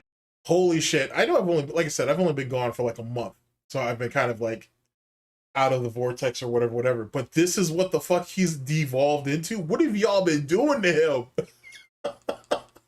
What happened between the end of September and where we're at now? This is the 26th, I think. And the 26th of October. Yeah, 26th of October. What did y'all do to this cat over the last like 26 days or whatever the fuck? God damn. I can't let y'all just run around having all kinds of fun and shit. You ain't broken this man down to the lowest common denominator, damn near. Shit. One of us may need to go ahead and send his ass a straight jacket for Christmas or some shit. You know what I'm saying? Boom, boom, boom. And that's how I like to run my business. So that's why you don't hear me casually saying, oh yeah, Wings is going to be on. Because he hasn't been locked yet. He's not a locked appearance. He apparently thinks he is, even though he's not on my Discord, and we don't even have a time frame yet that he's showing up on Monday. But, you know. So anyway, that's what's going on. So here's the thing. At the time that I'm recording this, though, it's all locked in. Big ups to Agent Proper. I just got a chance to see your message on Discord. That, yeah, he's locked in now. Like, Wings is locked in. That doesn't mean that he don't show up today. Let me be very clear about it. He may still show up, or may not show up, I should say. But according to where I'm at right now on Sunday the 26th, he's locked in. Because DSP went ahead and already broadcasted it on his X or Twitter, whatever. I would absolutely positively love to have him on the show on Monday, just to hang out. Just a hangout session. Whatever topic comes up, comes up. Okay? But at the same time, I don't know what's going to happen because we haven't locked it in yet. So he can talk about it as much as he wants on his own streams, but until he responds to me, the person who runs this show, nothing is set yet. Yeah, but he doesn't need that show. You in the show need him. And you're trying real hard to make sure that's not the narrative, even though that's literally what it is. That's why you've been chasing him for the better part of 2 years. You have no control here. Wings holds all the cards. That's the reason why this whole spiel even exists. You're trying very hard to shift the power dynamic back into your favor. And it's sad and pathetic and very mentally ill, I gotta tell you. Okay, he needs to add me on Discord and he needs to say, okay, I'm going to show up at this time. Because here's what I would like to do. Start the show like I usually do around 11:30. Do about a half an hour build-up. Get you guys all hyped up for his appearance till like noonish. Then around noon. Why are you doing this shit so late? Why don't you just go ahead and start it at 11 o'clock? And you don't need a half hour of build-up. You only need like 15 minutes. If that, and just bring him on. Or just start the show with him there. See, he don't want to do that because he don't want to have to get up early, set up the stream, make sure everything's working. He wants to do all that bullshit on the fly. So if the audio is shit, like it usually is, and I can say that because my audio is pretty bad too. But if his audio turns out to be shit and whatnot, like most of those interviews, I don't think he's done a single interview where any of his audio has been good. Whatever. If he can go in there and sit there and troubleshoot fucking audio and shit on the fly and whatever, and then move from there. He's just literally out there to waste people's time. Get him on the show. Have him hang out for about an hour, hour and a half. And then after that, do our usual decompression where we hang out. How much gameplay are we going to have here? And how did we go from, oh, I'm willing to talk to him for 2 hours or however long it goes, to now he's trying to fit him into a time slot. Then he's going to try to do what? An hour, 2 hours of fucking decompression? And then what does that leave? 2 hours of gameplay? He's not going to extend the gameplay. Make it make sense? out for like an hour and we talk about what just happened. I answer questions. I do shout outs. Because here's the thing. If he's on the show, all right, it's going to be him and me hanging out. And here's another thing too about the shadow bullshit. This is really fucked up, by the way. You're going to have this dude on the show. There may be people in your audience that want to pose him questions, and you're going to make sure he's purposely going to go out of his way to make sure that Wings is not there for that. Why? You think you're going to have to split the money with him, or you're scared that someone's going to ask him a question that's going to scare his ass off? Take it in. Not going to be him and me and giant pop-ups coming on the screen of trolls trying to fuck with this guy or anything. No, boy. He's giving me his attention. He's giving me his time. That's a valuable asset. Therefore, I give him my respect. But you don't respect him, though. You're using him. So you can literally go to hell with all that. You don't respect him. That's very clear you don't. So there will not be pop-ups. There will not be bullshit going on. I won't be doing shout-outs. It's just going to be him and me hanging out. So take advantage of the troll donations, but don't actually come through with it later. So chargebacks are going to be off the fucking hook over the next month or two, basically. Because you think a Wings troll, first off, most Wings trolls don't fucking donate to Wings. So we don't even have to worry about that. But if to say that they were, you know what I'm saying? Because they don't have a whole lot of fucking detractors over there like we have here. They actually have a history of pushing them out. Now that I think about it, I'll tell you about that story later. But they're not going to sit there and fucking give up their money and not charge that shit back if they don't get what they want. That's just not a thing. And trust me, DSP isn't going to sit there and give you a spiel 2 months later saying, "Oh, I won all my charge." You didn't win jack shit. Those guys over there in band world have shit figured out. Those guys over there in band world have shit figured out. I've been fortunate enough to be able to talk to a few of those guys, which I very much appreciate. And they, trust me, they've got shit figured out. They got shit figured out. I'm not saying everything over there is fair. I'm not saying everything over there is fair or just or anything like that. I'm not saying that. But boy, they got shit figured out. So trust me, you're dealing with a whole nother animal over there. You know what I'm saying? That band world situation is a whole different fucking animal. They call themselves, it's CWC now, I think. Or whatever the more recent thing is. Whatever. The point is, they got shit locked down over there in Wingsland. They know what the fuck they're doing. After that ends, then we have the decompression where we can talk. Which actually, interesting point about that when it comes to the Wings troll shit too, and them pushing people out or whatever. Anybody who fell over there, they fell for a reason. Like, they fell for a reason. I still don't have a full understanding of all of that. But from what has been that I've been privy to, or what has been explained to me, yeah, it was done for a reason. It was done for a reason. So trust me, they're definitely not going to fuck around and throw troll donations at Phil and not get it charged back and some after the fact. They've got all that shit locked. So keep that in mind. I can do shout outs. You know what I'm saying? Just like the previous interviews that I've done. Which, yet again, DSP has had it too. Sorry for all the pausing, but I'm sorry, but I'm not sorry. DSP's had it too good for too long. Go ahead and fuck around with some of these other communities and find out what the situation really is. It'll be exactly the same, conducted the same. All right? So badly. Okay. Now, also, the crazy stuff that people are saying.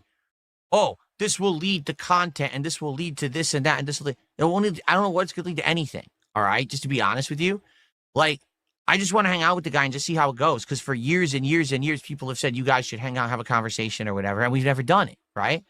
So this may be a first step towards something greater. This may be a one and done. Here's the something greater. I'll go ahead and lay the scheme out to you right now. What he wants, what he's been wanting since Lol Cow Podcast was even a concept, is he wants to have a 3-man show with him, Wings, and Boogie. And probably LTG if he can get them in there. And he wants to do it completely separate from Keem, right? To show Keem that, hey, I can do this too. Look at what you have. Now I have them. That's just how petty he is. That's what he wants. Now, the thing is there's no money in it. Like, you know what I'm saying? He can't pay anybody. He can barely pay himself. So he can't pay anybody. And that, in the concept of the Lol Cow Podcast or Lol Cow Live or whatever, is kind of dead. Like, Keem has driven that shit into the ground, and that's what he does. That's why that whole situation with Becky Boop, and he thinks he can resurrect all that bullshit. That bitch got nothing. Not a bitch. You know what I'm saying? To be honest with you, she is a bitch. Fuck it. I'm not gonna even lie about that. She is a bitch. She's a bitch. But goddamn, dude, you ain't sat there, you and fucking, meaning Keem, and fucking pedo behind the camera, or fist behind the camera. Let's go with that now. You guys have already stripped that chick. Like, she's got nothing. Like, I'm looking at Reddit right now, and Gemini just went, which was the last holdout who really had Becky's back, sat there and went back to went back to the LCU. Or Lolcow Live. Or Lolcow Universe, whatever. He already went back. And he had no choice because what he was doing wasn't bringing in enough money. So he has to go back to Team. The thing is, Becky really has been offline for the better part of a month, if not longer than that.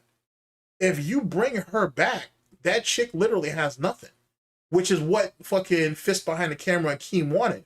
Here's the problem. If you bring her back in, she's, especially in her current position or situation, she's more than likely to buck. She's more than likely to have even worse breakdowns, right? And you're not going to be able to control it, especially if she believes she has nothing to lose. So Keem ain't going to sit there and royally fuck himself and whatnot, fucking over Becky Boop all those months ago, and now you're going to get someone who's even more damaged than she was when you guys fucked her over in the first place. You see how stupid all this nonsense is? It's absolutely dumb. And I get it, because I've said it. Lolcows aren't people, but god damn, son. If you're trying to get all the mileage you can out of a lolcow, you don't do it like this. This is what people in the drama community or the fucking commentator community do to each other. And you can see how fucking messed up a lot of them are. Not all of them, but a lot of them. Fucking a lot of them. And now you're going to sit there and do that with lolcows in a much more volatile space, I would say. It's a lot more volatile because there's a lot more unpredictability in here and shit. The fuck are y'all doing? And then you got DSP here trying to grab up Keemstar's sloppy seconds. Good God, man. No one knows, right? Every time that I did an interview last year, I had no clue how it was going to go, and they all went different directions, right? I think, no exaggeration, like every single interview I did went differently than probably how originally I thought it was going to go. I thought the Keemstar interview would be completely contentious. It was completely the opposite. I thought with Stuttering Craig, by the end of the interview, we were going to bury the hatchet, and literally it went completely the opposite way. Nice Hitler salute. The reality was, though, is he had always planned to bury that hatchet in Stuttering Craig's fucking in his back. He always had planned to do that from Jump Street. Now I know. Oh, it was after Stuttering Craig said fuck him and this, that, and the third, whatever. Nah. Craig already had him figured out. He already had him figured out. And then remember, leading up to the Stuttering Craig DSP interview, DSP had already admitted that he lied. He already said that, yes, I lied to you guys throughout that whole interview. So remember, DSP is sitting there saying, oh, I'm mad that you guys didn't give me a opportunity to clear my name. There was nothing to clear. You were dead to rights caught. And DSP is still mad at Craig for that. He's still mad that Craig didn't give him the benefit of the doubt and didn't give him an opportunity that didn't exist. DSP literally admitted, I had nothing to give to you anyway. I lied. So he's still holding that shit over Craig's head. And the reality is, just like how DSP is obsessed with LTG, he's still obsessed with Craig. He's been obsessed with Craig. And he'll probably always will be until Craig looks at him as an equal. Until Craig looks at him like a normal person. But the thing is DSP's not normal. You know what I'm saying? And there's no way that Craig can look at him through rose-colored glasses or whatever the fuck, because that never happened anyway. And that's the reason why DSP keeps fighting these battles on multiple fronts and shit. And he keeps losing. Because he can't let shit go. You were caught dead to rights. Rich is the exact same way. He sits there and he picks all these fights with people, and he don't have no leverage. He's got nothing on them. He's got no leverage. And he's more often than not in the wrong already. Why do you think Sly was able to clean his ass up as easy as he did? Fucking A. Not to take anything away from Sly, but fucking A. Rich did fucking 80% of the work. Like, how do you beat a dead man? He was already dead. You know what I'm saying? Like, to be honest, he was already dead. And Rich is stupid. So he fell for, like, basic shit. Like, you know what I'm saying? Fucking Sly didn't have to put no real effort into it, which is the reason why he didn't. Because it was easy to beat him. He already beat himself. The fuck? Just being honest. It is what it was. There was no way, even if Rich was at full blown, if he really was on his game, there was no way he was beating Sly. There just wasn't. Like, you know what I'm saying? Like, Sly was going to end up talking him into a fucking position where fucking Rich would have exposed himself anyway. Because Rich is reactive, not proactive. You don't think Sly didn't know that? So Sly would have cleaned him up no matter what. Shit. Look at Sav. Sav did... Sav poked him. Let's give Sav the respect that she deserved. Sav came over there with a dryer sheet and ran that shit across fucking Rich's skin, and look at how he bled the fuck out. That's what that was. You know what I'm saying? Like, these what the fuck, bro? These little cows ain't people. They're not people. They're all just easily able to be taken advantage of. Why do you think they keep getting all these losses? And why do you think everybody moves on? Is Sly still gloating about what he did to Rich? No, he don't care. He moved on. Sav, she didn't even care. She just went ahead, she did her damage, and she moved on. Look at everybody else who's sat there and body fucking Rich at one time or another. They sat there and taken that shit and moved on. It is what it is. Rich is the only one that's sitting around still obsessing about that shit. Even his supposed, he thought he had a got you over 8-Bit Eric. It doesn't exist. It's not true. Like, it's nothing. 8-Bit Eric still beat him. But the funny thing is, and my point, is no one's gloating about it. But yet these lol cows keep obsessing over it. Let it go. Like, it's done. Just let it go. You know? So, who knows? You know? What would I like this to be? I would like to just hang out with Wings for about an hour, have a good time. So how did we go from 45 minutes to an hour to 2 hours to whenever to now he's slowly but surely scaling the shit back? Why is that? Because his OCD started to catch it. He's like, fuck, I need to make sure an hour of talking to his dumbass, acting like I give a fuck, an hour plus of catching these donations, and then going into the slot gameplay that I don't give a fuck about anyway. There's nothing analytical about any of that, Phil. It's not even organized. You're just trying to fill time. No pun intended. Talk about various topics, get his opinions on stuff. I'll give him my opinion. And you're gonna get through various topics in an hour? Make it make sense. I've randomly hit people up on Discord. That shit turns into 2-3 hours. That was just over random shit. Opinion on stuff. Maybe we'll find some I'm sure most people could say that. Common ground. Maybe we'll completely disagree on certain topics as well. Maybe we'll give each other advice. What advice do you have to give? Wings doesn't need to go through bankruptcy, and his mother already financially fucked him over multiple times. So you literally have nothing to give him. Maybe we'll laugh at each other. And he doesn't have really anything to give you. Nothing that you couldn't read on Reddit yourself. So, to be honest. Who knows, right? I would hope that by the end we don't hate each other's guts, but maybe that'll happen too. I don't. What's up with that voice crack? Jesus Christ, Phil.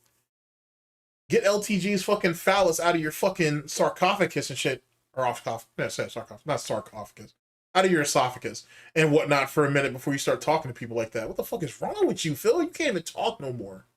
No. You never know. Like, seriously, I don't know. Jeez, that voice crack is ugly. I get it. He's trying to be dramatic, but good God, Phil. I'll say you can't take another man without finishing the person's already in your mouth. Ask your mom. Right? I think no exaggeration. Actually, you should ask Wing's mother too, because she was basically the town bicycle as well. She had 3 kids with 3 separate men. Actually, you should ask Wings' sister too. Now that I think about it, because she's apparently she's a chip off the old block, just like her mother. Because there been a few men that ain't ran through her in Wings' home, by the way, which is kind of funny. And what makes that even more fucking crazy is that at the time this was all going on, she was separated from her husband. They weren't divorced; they were just separated, and yet. Wings' sister and whatnot. Apparently, she's really good for wanting to get her back blown out. She was bringing in all these men that Wings and Kelly weren't familiar with into the home so she could get her ass blasted, so she could take back shots. Which is one of the reasons why Wings kicked her out. I did a video on that, by the way. I think the last Wings video I did, I actually talked about that. Fucking A, bro. Ooh boy, can't wait till I get to that video. That's just gonna be crazy. Or their interview shit. That's just gonna be funny when I get to that, because I got so much shit to drop. Like, every single interview I did went differently than probably how originally I thought it was gonna go. I thought the Keemstar interview would be completely contentious. It was completely the opposite. I thought, yeah, because the both of you guys walked into that shit with an agenda. You guys wanted something from each other. Everybody else, DSP basically wanted validation. With with Stuttering Craig, by the end of the interview, we were going to bury the hatchet, and literally it went completely the opposite way. So who knows? You can tell that shit still hurts him too. Because let's be honest, he wanted Craig to apologize, and then he wanted everything to be he wanted to make everything up, and then he wanted to get back on side scrollers. That's what he wanted. That's what he still wants. That's what he still wants. But he has nothing over Craig. And Craig and side scrollers, respectfully, has moved on and has gotten quite big on their own. It is what it is. And DSP feels like, you owe me. Look at what I did for your show or whatever. You owe me this. And then DSP, because his ego is so inflated, he's thinking, hey, if me going up there once did all this for you, me being on in a regular manner or a semi-regular manner, just imagine what that could do for you. They don't need the lol-cow stimulus package. They got that. They're done with it. You know what I'm saying? That would be just them going backwards for even trying to go after that. On top of the fact that you're not a person. You don't have an actual thought or an opinion. You're just going to go along with what you feel is the actual group narrative or what you think is going to make you look good or be right. No one wants that. No. What would I like this to be? I would like to just hang out with Wings for about an hour, have a good time, talk about various topics, get his opinions on stuff. I'll give him my opinion on stuff. Maybe we'll find some common ground. Maybe we'll completely disagree on certain topics as well. Maybe we'll give each other advice. Maybe we'll laugh at each other. Who knows, right? I would hope that by the end we don't hate each other's guts, but maybe that'll happen too. I don't know. You never know. Like, seriously, I don't know. But who cares? This crack is crazy, bro. And then also, on top of him taking in other men, apparently, you can hear how scared he is. And let me actually bring the tone down for a bit. You can actually hear how scared he is because he can't really predict what Wings will do. Because if Wings will fuck up good money in a Linity voice, good money, if he would fuck over good money over there with Lol Cow Live, just imagine what he'll do to DSP for free. And that's what bothers DSP. Just imagine what Wings could do to him for free. Or, as I said earlier, DSP is just trying to fucking molest fucking Wings for content. Who's to say that fucking Wings don't go ahead and take back his fucking cornbone country fucking his whole cornbone country pussy ass and fucking try to turn that back on DSP to get a win over him. Even though Wings has already got a win, he's got a couple of wins over DSP, to be honest. For example, when Wings said that he has a better support system than DSP does because Kelly cares about him more than Kat cares for DSP, which is true. I honestly think Kelly does give a lot of shits about Wings, but I also think it's because that's her only prospect. You know what I'm saying? To be honest. And that in Kelly's it seems that Kelly's far more motivated and she's not probably emotionally or mentally shackled down or damaged or compromised as Kat is. Kat is all of those things in spades. Kelly, not so much. So that's kind of one of the big situations with that. On top of that, think about when was this? This was a while ago when DSP did the fucking Wings of Redemption reaction to the June the King shit, right? And I don't even remember so much of DSP's part of it, but I do remember, except for he spread it over like 4 or 5 different days or whatever the fuck that was. But I do remember, or over parts, whatever the case may be. But I do remember Wings and Kelly reacting to it. I hope I got that shit clipped because I don't think that even exists anymore unless it's on a troll channel, and that's just the trimmed down version. I don't know if everybody has the full 3.5 hours or whatever it was. Now I gotta go and look. But they basically mocked fucking Wings and Kelly basically mocked the fuck out of DSP that whole time. That shit's a hell of a fucking watch. And I don't think I've done that yet, so I'll put that on the list if I can find it. And the truth is, in those 3.5 hours of whatever it was, Kelly and Wings made more money and had more viewership, if I remember correctly. They had more viewership on their stream than DSP did. And they were reacting to DSP, reacted to the Wings documentary.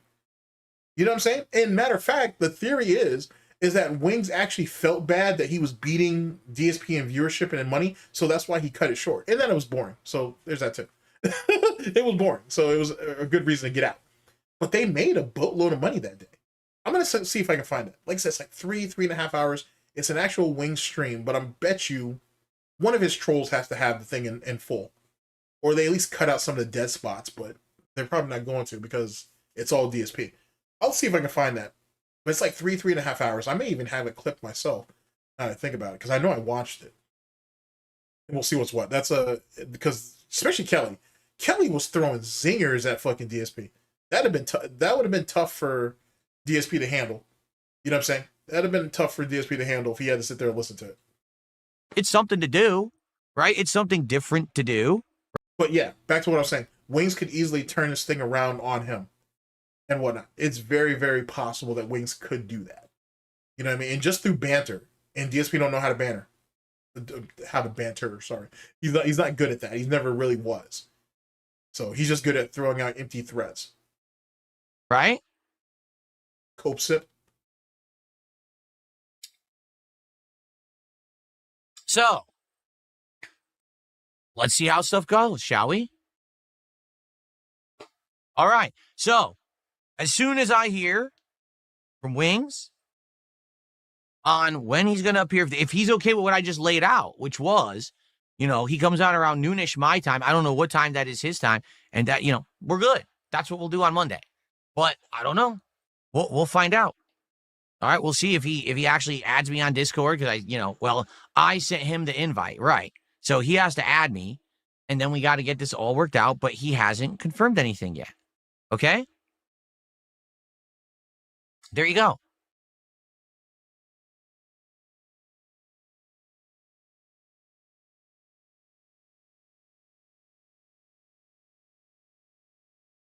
Okay, let's see what people have to say. Here's what we'll do. All right. Let's see what people have to say about this topic and others. Tag me in the chat. We'll do a little bit of Q&A to end the show. And please, let's get some support for the show before we start with Tormented Souls 2. How many tips are you currently sitting on? Womp womp. Okay. So, Spider-Man, by the way, again, just to reiterate, everyone's names have changed on YouTube. Oh, this is stupid. Like, I don't know why he even went into that spiel. I'm pretty sure Diggs left this in because that shit irritates the fuck out of me a little bit. This has been a thing that's gone on YouTube since like the beginning of the year. Like, for example, like when I'm over there in Girl World on French Fry Girl stream in particular, big ups there, it happens every couple of months. And it usually doesn't last long. A week or two maybe, and then it goes back. It's not that big of a deal. So the fact that he's sitting here freaking out over this makes me think him or his mods or both like actively have everybody categorized and cataloged. More important, that's probably what I should say. Cataloged, right? And now that this shit right here has been thrown out of whack, now he's getting freaked out because now he can't actually keep everybody in order, if you will. It's just a control thing, to make a long story short. So I don't know what your real name is. Like Spider-Man is saying, how's it going? I won't be staying for the playthrough because I'm playing it for myself, but I hope it goes well. Thanks, but I don't know who you are. Are you Little Spider Ninja? Maybe. I'm now seeing your real address from YouTube. Who cares? And how many different people with the name Spider-Man are in his streams anyway? There's a few, by the way, and whatnot. So why did you choose that guy in particular? Unless you know for sure it's him. Makes you think. So your name is @Spiderman2315. So I actually don't know who you were before. And I apologize. So what? Just shout it out or acknowledge the person for what you see and keep it pushing. But see, cult leaders do shit like that. When they lose people out of their flock or a new person comes in that they're not completely familiar with or whatever, and you see them kind of like hyper fixate on kind of hovering around this new person until they can like get them packed down. It's like that. YouTube changed this for everyone this morning and now everything's screwed up. So I don't know who anyone is. It sucks. I'm going to have to learn everyone's different names now on YouTube, but it's all good. Thanks for stopping by. And yeah, I'm hoping Tormented Souls 2 is great.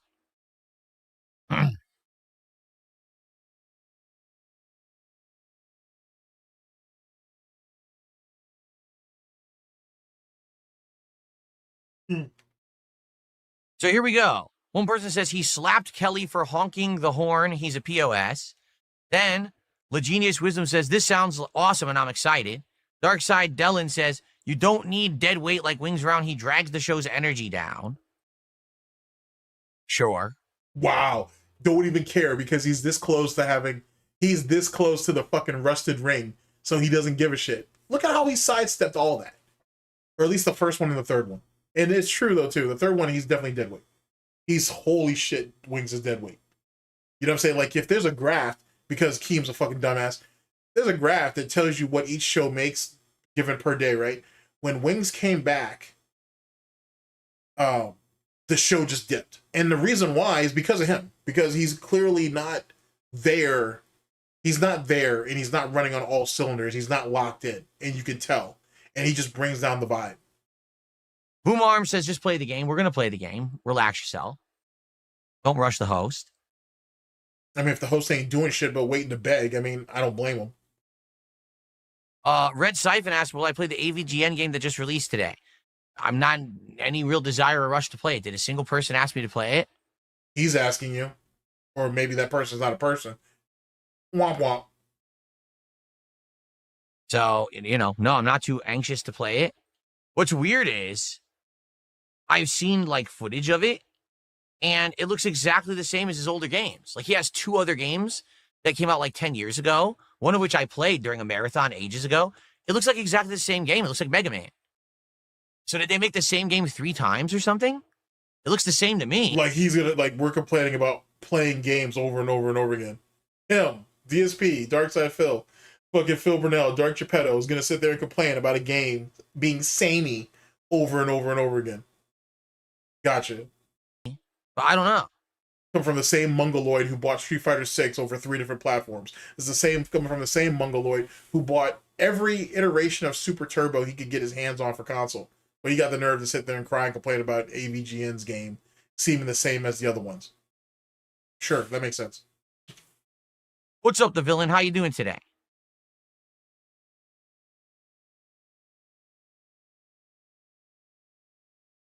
Yeah, I'm greasy already. Not even 12:30 yet. You're already greasy. God damn.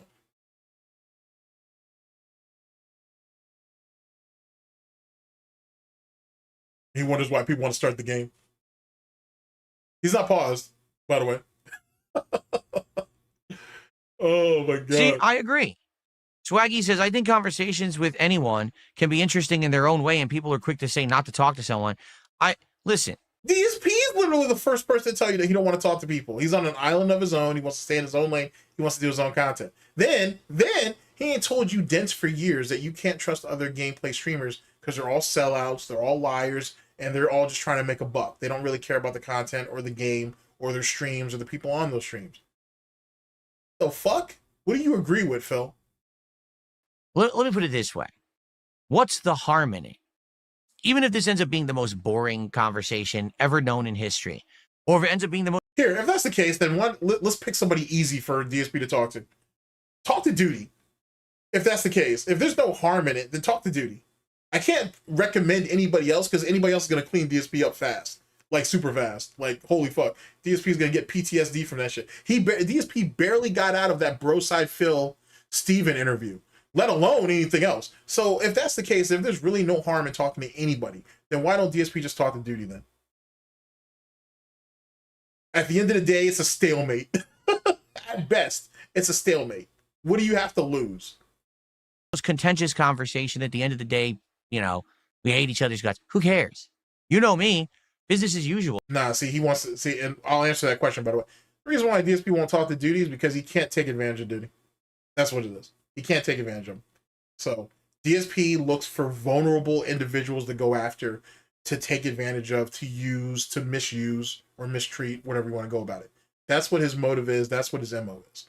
It'll never change. It's always been that way. I move on. We do more gameplay. We have great times. This is not like my entire existence on the internet is hinging on this going well. I don't care. Either way. What do you mean you don't care? You've been chasing him for fucking a year and a half. How the fuck are you going to say you don't care? You know, I really, it doesn't really, it's not a big deal. It's not a big deal, but yeah, we spent, what, the better part of 30 minutes, 2 hours plus of my timeline, sitting there bitching and complaining about how you couldn't get Wings and Boogie to come to the table. Now it's not a big deal because you think you got Wings right there locked in? All right. Now, maybe something positive can come out of it. Okay. Or maybe not. I don't know. But I think it's, in life, you got to at least. Too, over Friday and Saturday, because I think DSP announced it. No, I think DSP announced it on Friday. It was official. Maybe it was Saturday. Let's say Friday. That after this was on but this video was on Thursday. That after he went on break or throughout the day, he was obsessively fucking tweeting or fucking, trying to DM this guy and saying, hey man, you're gonna lock in. I already talked to my audience, man. I got you in now, man. I don't want to overpromise and underdeliver, and people are gonna be disappointed. Does that sound familiar? It should, because he said that in DMs to people too. Try stuff. Like I said, the way DSP does anything is the way he does everything. There's nothing unique about this situation compared to anything else. And certainly I've known that. Like I said, in the last year, you guys have no idea how much stuff I did actually reach out and try stuff. And it's not my fault that it didn't work out, because it's outside reasons that stuff doesn't work out, not me. But hey, what are you going to do? That's really sad. See, it's really sad, right? Because, like, for example, if I say that, like, well, I do say this, but if I say that, like, a certain person wouldn't talk to me, like, let's say Lumix. Let's say, like, yo, Lumix is never going to talk to me, and which is more than likely not going to happen. But let's say I did say that. That kind of makes sense, to be honest with you, because not that I've thrown shots at Lumix, but I've built the type of reputation where it's probably not wise. It kind of makes sense. At the same time, though, too, I don't go around begging people to fucking talk to me. I don't move like that. I don't need to move like that. It is what it is. How my day goes or how my week goes doesn't hinge on something like that. If you're for DSP though, this is sad that you're literally begging for scraps. You're literally running around like fucking with your fucking hat in your hand, begging people for scraps.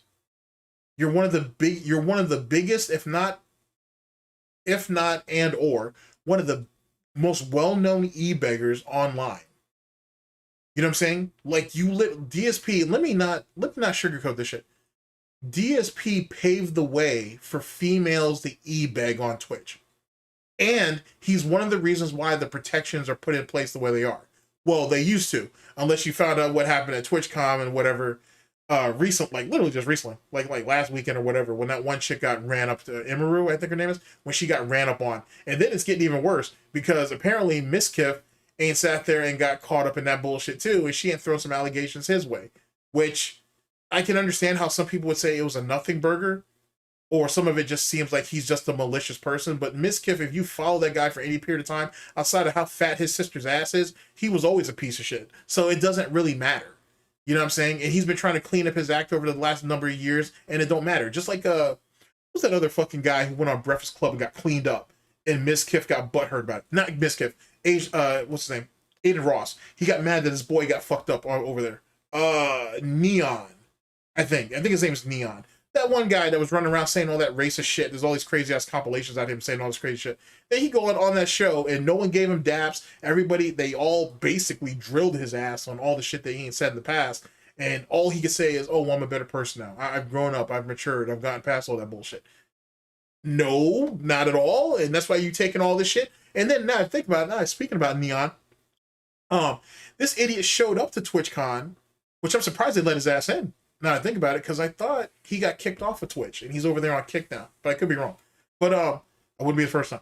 But he showed up to TwitchCon and jumped on someone's panel, or not panel. He took somebody's booth. He literally said, "Oh yeah, I'm that guy right there." The dude is actually black. Like the guy whose panel, who's not panel. I'm sorry, booth. Who he took over. He did it as a joke, but whatever. It's an actual black dude, and Neon said, "Yeah, I'm him," and the guy in the fucking security let him in, and he literally went on there and was like, "Hey guys, how you guys doing?" Excuse me. And all these people are looking at him like, "Yo, you're not our man. What the fuck you doing here?" And that turned into a whole thing, and then he ran himself out of there. So shit like that, bro. Like TwitchCon is a fucking mess. It's a fucking mess. And then all these people are getting accused of shit. Tectone ain't sat there and taking shots at people, but now people are throwing shit up at him that don't sound very favorable. It's a mess, bro. It's a mess.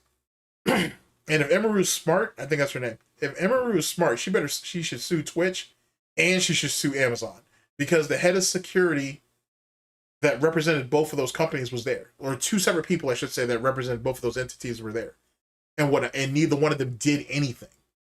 Her manager was the one who had to call the cops, who had to press charges, while Tom, what's his name, Clancy, whatever the guy's name is, who's the CEO, is out there hanging with a bunch of 20-year-olds and shit, trying to pull pussy. Like, the fuck? Like, you know what I'm saying? You out here trying to pull these young chicks at one of these after parties and shit. Twitch is a mess. That shit is fucking crazy to watch, though.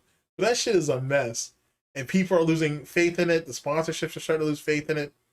I don't think the company will go under. I think they'll just get rid of the CEO, or they should, and clean up everybody who's under him and just bring a whole new staff in. But that takes time.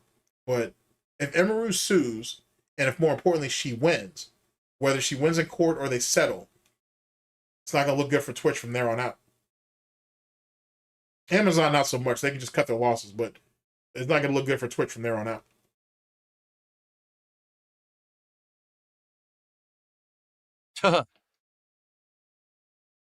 Yeah, you would laugh at that. So, Jade, how you doing? I see you, Jade. Now, we got a problem. Jade, if you're not aware, YouTube decided to change everything. YouTube has changed the way he's actually verifying if Jade is who he says he is. That's kind of funny. That people are named on YouTube. Jade, I no longer see your name. I see your channel name. And how would he have known that unless he actually checked it? You could tell by how the grease was glistening, or how the screen was fucking reflecting off the grease on his face. So he actually went ahead and checked to see if that was the actual Jade. And that's kind of funny. But yet, DSP can't verify anybody else. Imagine that. Or at least he says he can't. Which is completely different than your name, which is why I didn't initially recognize you, but now I realize that was you because I recognize your avatar. So what's going on, Jade? This is going to happen with a ton of people. Seriously. A ton of people are going to come by and I'm not going to recognize you guys because it's not showing your name anymore. It's showing the @ and the address that you're actually on YouTube, which sucks.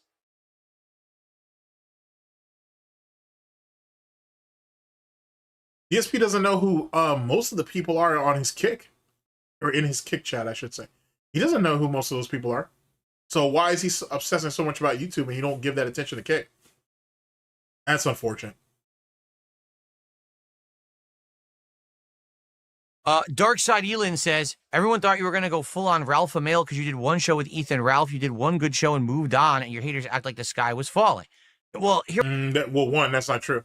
No one was thinking that the sky was falling. Everybody thought it was going to be entertaining. Two, he didn't do anything with Ralph because he can't control Ralph, and he's scared of what Ralph brings to the table, which he should. He should be worried about what Ralph brings to the table because Ralph has people that are literally dedicated to him, bruh, and they'll make shit happen. You think that situation with Duty getting that bounty on his head happened for no reason, or it came out of nowhere? That happened for a reason. And just in case you guys don't know what I'm talking about, fucking Duty decided to lie on Ralph for whatever reason, and Ralph was like, yeah, you don't do stuff like that to me and whatnot. So he put a bounty on his head for his information. Now, what happened after that, I'm not going to go into it fully. But the point is that, you know what I'm saying? You don't put bounties on people like that because you could just take a joke. Like, that's not how that worked. So there's that situation. Not at all. And DSP did not want any long-term problems. He got himself a little bit of money their first time around, and that was pretty much it. He didn't want no more issues after that because he can't control the situation. And like I said, that's a whole new level. Like, messing with anybody from Ethan's community in particular, like, if you're gonna fight that fight, you got to fight it to the end, and you're gonna lose a whole lot. Even if you win, you're still losing. So there's a reason why that Ralph thing didn't go anywhere after one or two situations. Yeah, these people are just dumb. You know, they really are. Like this, and then he can't weaponize Ralph, not in the way that he thought he could. So, nah, not at all. Ralph is a liability. Truth be told, Ralph is a liability. He can't. Nah, you don't want that. You don't want that type of energy. You don't want that type of smoke. If you guys saw the Ralph and Duty interview or whatever you want to call that shit, you saw how fucking Duty ain't sat there and fall the fuck back when that shit ended. just imagine what would happen to DSP. DSP would have gotten folded up. So trust me, DSP didn't want no parts of that shit at all. When I had Ethan Ralph on Smart Guys, right? It worked. Right? It worked. 100%. Why did it work? It worked because basically he was there for wrestling commentary and he had a lot to add, I feel like, in my opinion. Like when he was saying stuff about the show or whatever, it was actually... Well, yeah, because he actually watched it. That's the thing. Ralph actually watched the show because he's an actual wrestling fan. You're the one that sat there, was being a poser and shit, and he was making you look stupid just like how PPP did. And that's why, at least for me, if Ethan and PPP could get over their bullshit, which they won't, that's a blood feud, that's going to go till the end, they really should do a wrestling fucking situation with each other. And that would probably be a pretty good show, being given their knowledge. That could really make some shit happen. And that, and if you remember anything about the territories, you're talking about someone from, excuse me, someone from the southern states and shit, from the southern territories, speaking to someone from the Canadian territories, like, just from a wrestling lore standpoint, that's gold. That's money. You know what I'm saying? That's money. But, that's neither here nor there. Intelligent commentary. All right. It was good stuff. Now, maybe if I continued to work with the guy, it would have become more dramatic and went south. But for the one show that he appeared on, I thought that it went really, really well. And I've had, cordial conversation with Ethan Ralph behind the scenes just to say, hey, I wish you well. I hope things are going well for you. And oh, so you're still trying to probe him to see if you can get him to go at Kino Casino. I figured you were still doing that because there's no one else for DSP to really go after. You can't go after COD. That's not going to work for a bunch of reasons, to be honest with you. So I guess the only thing would be is Kino Casino, but Ralph's not going to take that fight. He's got too much other shit he has to worry about. Interesting, but you're still trying to probe for that. I was curious, but now that I know, knowing's half the battle. The reason that, I don't really contact you is because there's nothing to talk about. Like, we were there for wrestling, and since the wrestling thing has fallen through and I'm not doing it anymore, there's really nothing else to do, like... That's funny because, Ralph has been around the block. There's a lot that Ralph could talk about and whatnot, which is funny because isn't that what DSP says? Oh, I got this wealth of knowledge and information, but because everybody pegs him as a lolcow, they think he doesn't have anything to say, so no one will talk to him. And yet he's admitting right here to doing the same thing to Ralph. That's unfortunate. But at the same time, DSP don't want the wrath of the rage pig, so there's that too. We don't really have common ground. The shit that he's doing has nothing to do with the stuff that I do, right? So where are we going to have a crossover? Like, on nothing. I don't do politics. I don't do drama. That's what he does, right? Imagine that. I don't do drama. I don't do politics. Ethan would run circles around you. Get smoke circles around you when it comes to politics. So you damn sure don't want to smoke with that shit. And drama. Good God, bro. Ethan's damn near the king of that shit. That's the reason why he wanted the King of Hate moniker so badly from you. Holy shit. Like, Ethan has won more exchanges with people than DSP could ever really imagine. Like, if you're talking about, not to give Ethan too much credit, but it's true. If you go back to Ethan's days back in Gamergate, and then you go back into, like, during the Skeptics and the Skeptic Wars and all that bullshit that they had there, you know what I'm saying, with the, what do they call that? Fucking A. Oh my God, I can't think of what the opposition was. Anyway, during the Skeptics and all that other bullshit that fell off later, and Kilroy and all that nonsense, Ethan has racked up far more wins than DSP ever could. And I'm talking against reasonable competition. I'm not talking about retards. I'm talking about Ethan went against guys that could really fuck with him and whatnot, and in some ways still did in the long term. And Ethan still came out of some of those exchanges. He lost more than he gained, but it is what it is. Speaking of which, now that I think about it, with LTG getting a YouTube channel back, he didn't get his main YouTube channel back. I'll talk about that in a second. But with him being given the ability to make a YouTube channel under his original Google account, I wonder if Ethan Ralph's original channel will come back. Well, actually, not a thing, but if his original channels, because he had his own personal channel, then he had the Kill Stream, and then he had all those other Kill Stream channels he made after he got bumped because of the Wall Street Journal article. So I wonder how that's going to play out. Anyway, that's just the thing. Anyway, real fast about the LTG thing, and let's go back to this. So LTG got ended up being able to make another YouTube channel that it's officially linked to him. Now, let's some clarification, because LTG ain't lied when it initially happened, which I expected him to do. What LTG wanted was his original YouTube channel back, the one with over 200-something thousand subs. Interestingly enough, if you watch the troll cuts of that original stream, he couldn't remember what his original sub count was, which is fascinating because he got bumped off in December of 2022, I think. For any of you guys who dabble in low tier God stuff, you'll be able to clarify. But I'm pretty sure it was like December of 2022 is when his channel got sent to the Nether Realm. I'm pretty sure, because I don't think it was in 2020. I'm pretty sure he was still active on YouTube at that time. It was like 2022, I think. Anyway, so with that with that situation happening, he should not remember what his original sub count is, unless he was botting subs like Review Tech USA does. Then that kind of makes sense why he couldn't remember what the amount was. I saw this guy jump from this idiot, because that's what LTG is. He's an idiot too. He ain't sat there and jumped from 100,000 subs to saying, "Oh well, I had 160,000 subs," to 200,000 subs. Like his audience had to keep reminding him what he had, which looks hella suspicious. Anyway, that's what LTG was hoping to get back, because he saw other people on Twitter or X talking about it, and they were making some headway. Like, what's my guy's name? He's not my guy, but what's the dude's name? Sneeko. He got his original channel back, and he did a video on it, and it is what it is. So LTG was hoping the same thing would happen with him. It didn't. So let me go ahead and lay this out. LTG put in a request to get his original channel back. They didn't give it to him. Or they haven't done it yet, I should say. It might still very well be in the queue. What they did do is, so after that, he followed up with he put in an appeal to get his original channel back.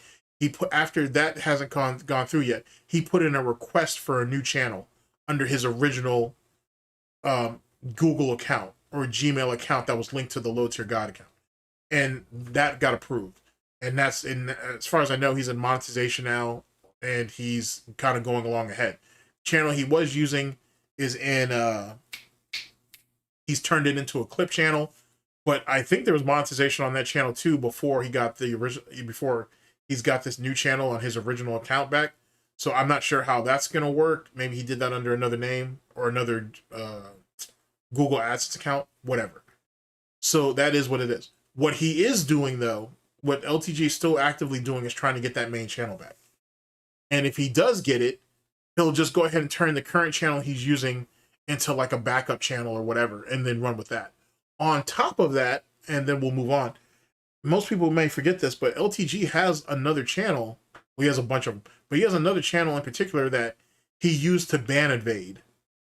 I don't know if that channel's popped back up yet. If it can, I can't remember how many subs it had, but I want to tell you it was somewhere between like 17 and like 50,000. So I would think he would fight for that too. But then again, if he is botting subs, it may not actually mean something. So whatever. I just thought I'd throw that little spiel out there. It's not necessarily my victory lap. We're gonna save that for another video. But I'm gonna have my initial trot, I suppose, around the situation. All right, here we go. So, yeah, I feel like this could be a great thing, especially because people, again, it's been like 5+ years. People have said, what about Wings? You want to have an interview with Wings? You're going to have gaming with Wings. I just want to have a conversation with the guy and see what happens. Hope sip. And truth be told, he was never interested. He wasn't interested back in those days. I don't know why. Well, I do know why. He's desperate now. So that's the reason why we're going full blown into this shit now. But it doesn't really make a whole lot of sense. And he, excuse me, he's in a position where he could lose far more than what he could gain. So make of that what you will. All right. Cool.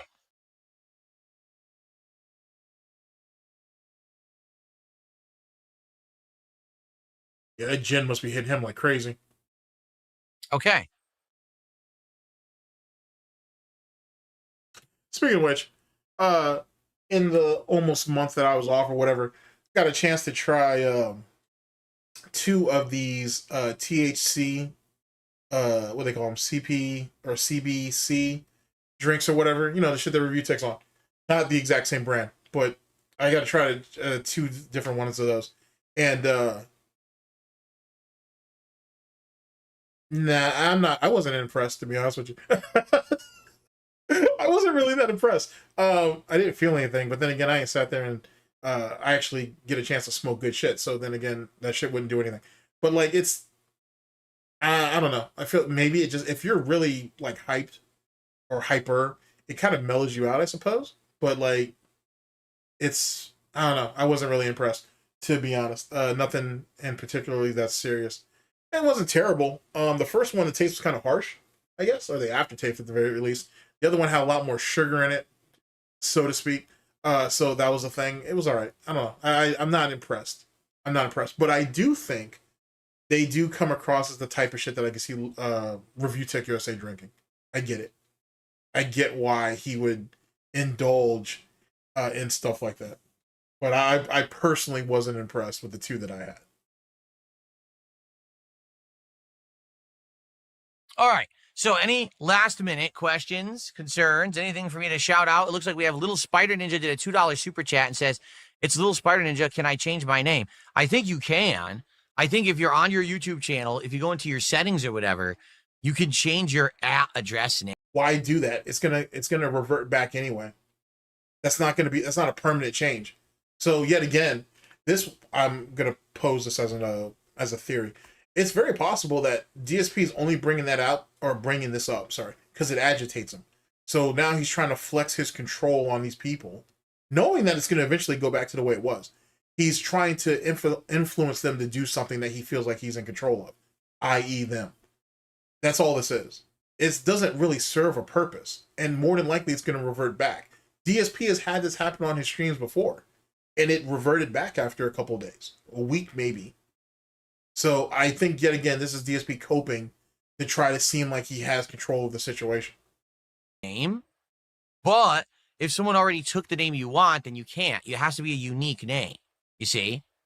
So, for example, Jade's YouTube channel isn't called Jade at all. It's a completely different name. He could go into the settings of the channel and change it to say @Jade something, but he would have to know how to do that. It's real weird that you're sitting there bringing attention to Jade like that, but it don't matter because he's already been doxxed. Everybody already knows who he is, who his mom is, who his mom's fucking. We already know all that. So we already know all that. Let me reiterate. Jade's mother is dating, because I don't think they got married, is dating the editor-in-chief of Game Informer magazine. That's who she's dating at the moment. Well, they've been dating for a while, a number of years now. I think about it. And I don't think he's gonna pull the trigger on that, but and I wouldn't blame him. But that's what that situation is there with Jade, and that right there gives DSP, or one could make the argument, it gives DSP probable cause to be nice to Jade, and getting an article written about him or this, that, and the third. Supposedly, while I've been gone, I'm still gonna be gone for a little while. I probably won't see you guys for a bit, but while I've been gone, supposedly Jade's mother was defending DSP on Twitter. I have no confirmation of that. That's just what I heard. That's what I heard. So I don't know if that's true or not. If it is true, though, that does open up a whole new facet and maybe even a whole new dynamic to whatever that relationship or engagement or whatever it is. Because Jade does spend the majority of his time over there on DSP shit. Don't do much anything else, as far as we know. So, I don't know. That might be something else to sink your teeth into later on down the line if it actually bears fruit. I don't know exactly where it is. Oh man. Whew. Imagine you being winded from stretching. Imagine that. The villain says Tormented Souls is 10 to 20 hours long. That means that it's over 20 hours long. There is absolutely no situation where a game is... Stop. First off, he's not going to go... He's more than likely going to get the bad ending, I think. If he does get the good ending, he's not going to go back and play the bad ending, so it doesn't even really matter. He's gonna end up stretching that shit out to 40 hours or until he wage quits it. In the story, 10 to 20 hours long. That's just not possible. Okay.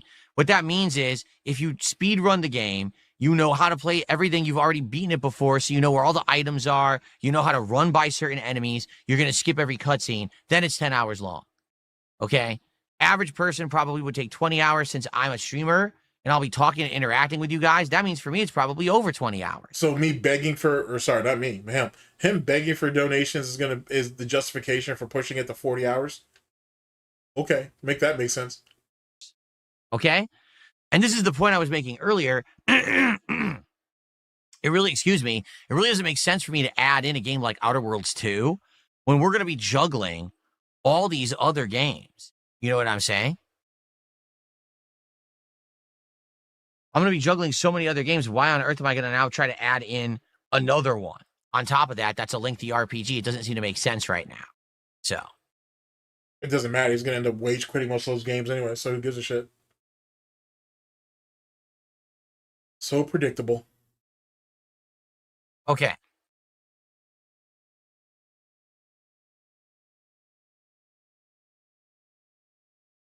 You know, most people would just use nail clippers, but then again, DSP is a dent, so he's the king of the dents. So I wouldn't really trust him with that. You could do some damage to yourself if you're stupid. So I can see why he probably doesn't use them.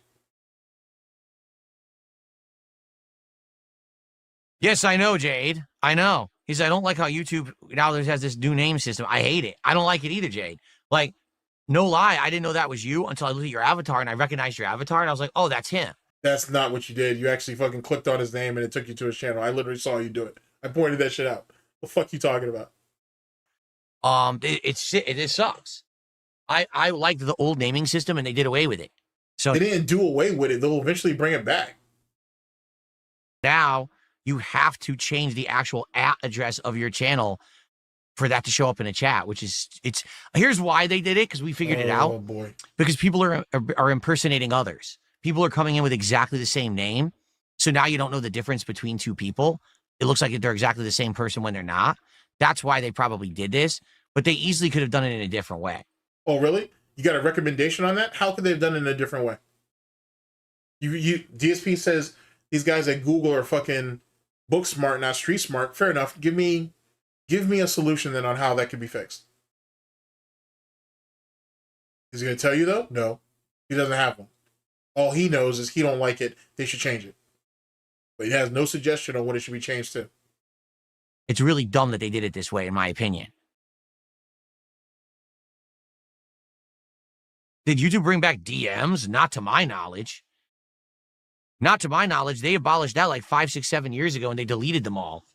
They deleted everyone's history of DMs completely.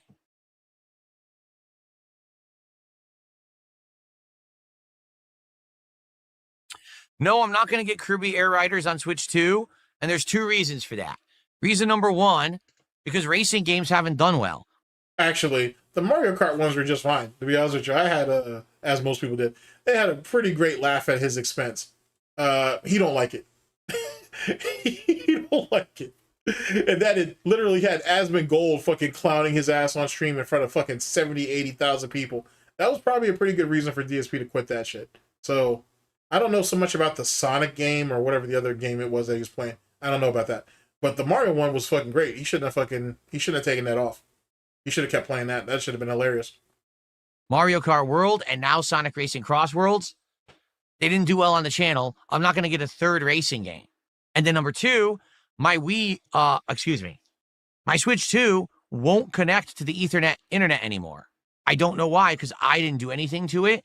So apparently it managed to break itself.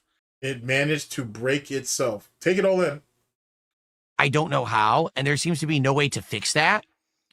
How am I going to play a game online with wireless internet? I'm not. It's going to lag like crazy. So it's not that it really matters, because he was lagging before. He was lagging while he was wired up. Anyway, did this idiot ever think about changing the wiring or using an adapter? There's other ways around this shit.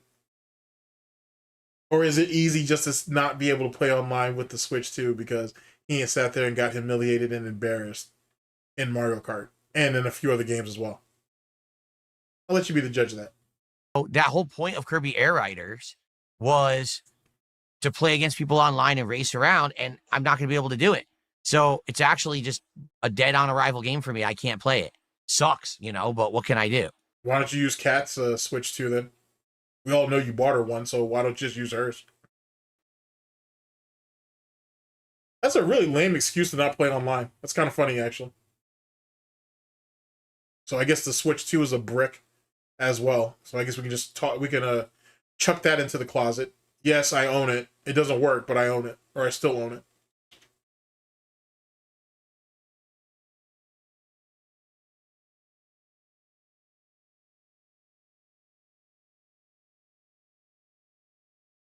Oh, that's King Michael. What's up, King Michael?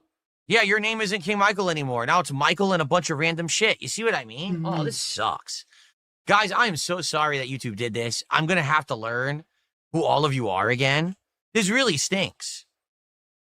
This really does stink. Hopefully, everyone will be able to change their name exactly to what they want it to be. Because it really sucks that your names don't show up the same anymore. Now it's just this @ symbol. Look at the chat. It's just an @ symbol and a bunch of, you know, it's bullshit.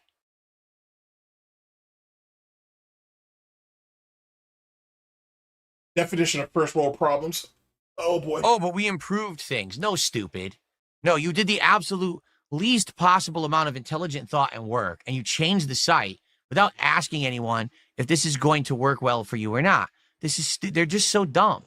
But again, I'm not kidding you when I say this. People who work at YouTube think they're smart. They actually think that they're like big brain fucking geniuses. They actually think that they know better than everyone who uses the site and that they should make these big sweeping changes without asking anyone because that's going to improve the overall user experience. They don't ask a single fucking person. They just launch the changes. Imagine this is coming from an e-beggar, right? Who e-begs on their site and doesn't actually contribute anything to it. And literally spent 18 months, at the very least, begging Wings to talk to him. And he got a nerve to call other people stupid. Okay, that makes sense. Yeah, here's 2 more people. Pausen, I recognize. I don't know who Hagai S is. He says, oh, wow, there is that @ thing. That's annoying. Yeah, I don't even know who you are, Hagai, because that's what your channel address is, but I don't know what your real name is. This has just happened with 12 other people, too. Wow, only 12 people, Phil? Yeah, your YouTube chat's really bumping over there. 12 whole people. Imagine that. I guess 13 with Nightbot. Hope sip. Cope. That's correct. The issue is that YouTube doesn't have any competition. And with no real competition, they have no incentive to actually improve anything positively. You didn't. Hear me out on this. YouTube doesn't have any competition, so they have no incentive to make things better. He didn't. Competition didn't help him. It broke him. It broke him in the FGC. It broke him in the workforce. It broke him on YouTube. It broke him on Twitch, and it broke him on Kick. Competition was the worst thing that ever happened to DSP. Him being a fucking guppy in a very, very small puddle, right? A puddle, not even a pond, in a puddle, was the best thing for him. But once competition came in, he basically got phased out. Most of it he did on his own. But he basically, his laziness and incompetency basically had his ass phased out. So competition didn't work well for you, so why would you think it would work for another company? He does call himself a business. That's why I said another company. Me giving him too much credit as usual. Makes you think. Instead, they just do the bare lowest common denominator nonsense. They make mistake after mistake. No one ever holds them accountable for it. Sounds like projection. And we all have to keep using the site. You're right. It's always been like that, too. 17 years it's been like that. Yep. I guess you can always be right if you're just talking to yourself. Right, Phil?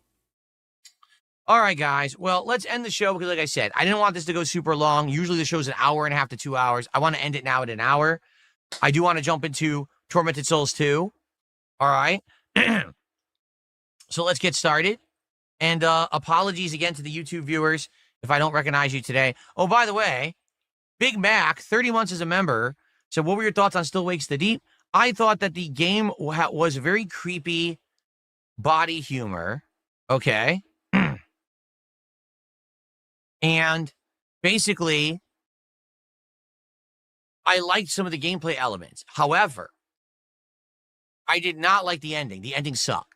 And the problem is with a lot of modern horror games, they leave an ambiguous, crappy, non-explained ending.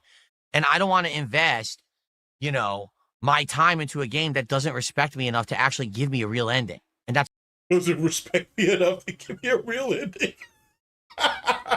Yo, what a madman. Oh my God. Doesn't respect me enough to give me a real ending. So, I mean, new game plus or DLCs, expansions and shit like that. None of that's a thing, right? Having multiple enemies or multiple endings, I'm sorry, depending on what path you took throughout the game. You know, side quest basically. I guess none of that's a factor either, huh? Because it doesn't respect him enough. Wow. Just imagine someone who's chronically disrespected daily having the nerve to demand a video game to give him respect. Oh man, that's so crazy.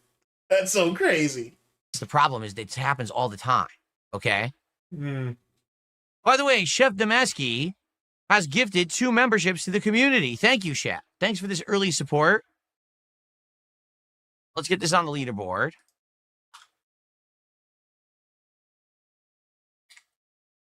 Thank you, Chef. So we're up to 23 of support. And then Chef Demeski did a $2 super chat and he says, Happy Thursday, Phil. Thank you, Chef. Happy Thursday to you as well. Now we're at 25. Okay. Blow your fucking nose, man. Jesus Christ. Looking disgusting. Bad enough you ain't jerked off and then went ahead and played a video game, but you don't need to be wiping your fucking snout like that. It's gross. Very cool. All right. All right, so here's the deal, everyone. I've already explained it, but I'll explain it again. I'm off for 2 days. All right? I will be returning. And what do? He started shit the whole time he was gone. I didn't get a chance to talk about this, did I? This idiot, Mike Watson, and I don't know if Jaha was actually in that conversation at the time, but Mike Watson was reminiscing about something online, and it was a story about Jaha, him and Jaha back in the day. DSP DSP had the nerve to sit there and call them bullies and whatnot because of some shit that he said in an IRC chat or whatever the fuck, and this, that, and third. He tried to make himself seem like the victim. And Mike Watson was like, hey, retard. He didn't say this, but I wish he had. Hey, retard. You're a retard. Shut the fuck up, sit down, and whatnot. You don't want no smoke with me. You really don't. You couldn't handle that 20 years ago, or almost 20 years ago now. I think about it. Like 15 years ago. You couldn't handle that shit 15 years ago. You can't handle it now. Stay in your lane. You know what I'm saying? Stick to the script and play your part. Shut the fuck up. And I think he followed it up with one more thing, and then that was it. DSP didn't say anything else. So he had the nerve to go up there and try to pull cry bully bullshit. And I guess he thought Mike Watson was just going to sit there and take it and let it slide. Nah. If you've ever seen, if you follow Mike Watson on fucking Twitter, that dude is, or X, whatever. He plays no games when it comes to bullshit at all. He'll chase after something in a minute. There's very few things he lets walk away. But he ain't sat there and clowned the fuck out of DSP on Twitter. That shit was hilarious. That shit was stupid hilarious. Big ups to Proper for sending that too. That was fucking dumb. I don't know why DSP want to pick up that fight. You don't, and here's the thing. DSP's an idiot. But like, did you forget all that dirt that Watson has on you, Phil? Like all the information he knows about you? Like shit, when Jaha went up there to talk to That Being Said, he didn't tell them everything. There's still way more to pull out of that bullshit. Those guys know a lot about you. You need to shut the fuck up and stop. You need to shut the fuck up and stop. The last thing you want is people bringing up 20-year-old dirt on you and that nonsense that you pulled back in the day. You don't want that. On Sunday. Yes, there will be a level 1 podcast on Sunday. Yay. And I will also be playing more Tormented Souls 2 on Sunday. Ooh. All right, 2 major streams of it, one today and one on Sunday. Next week will be a full 6-day streaming week, including the Halloween marathon at the end of said week. We'll continue on with all the games I'm playing. There will be multiple new releases and other things going on. So, There you go. Thank you guys for watching the show. I hope that you enjoyed, and I wish you the best. I hope you have a safe Friday and Saturday, and I hope that you guys will join me on Sunday for another. It's crazy to me that DSP stole that image. I'm really surprised that he, well, whoever it was that did it. And well, that's wild. That's what DSP did. Holy shit.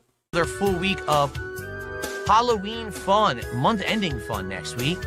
Yikes! I should turn that shit into emotes. I might actually do that now that I think about it.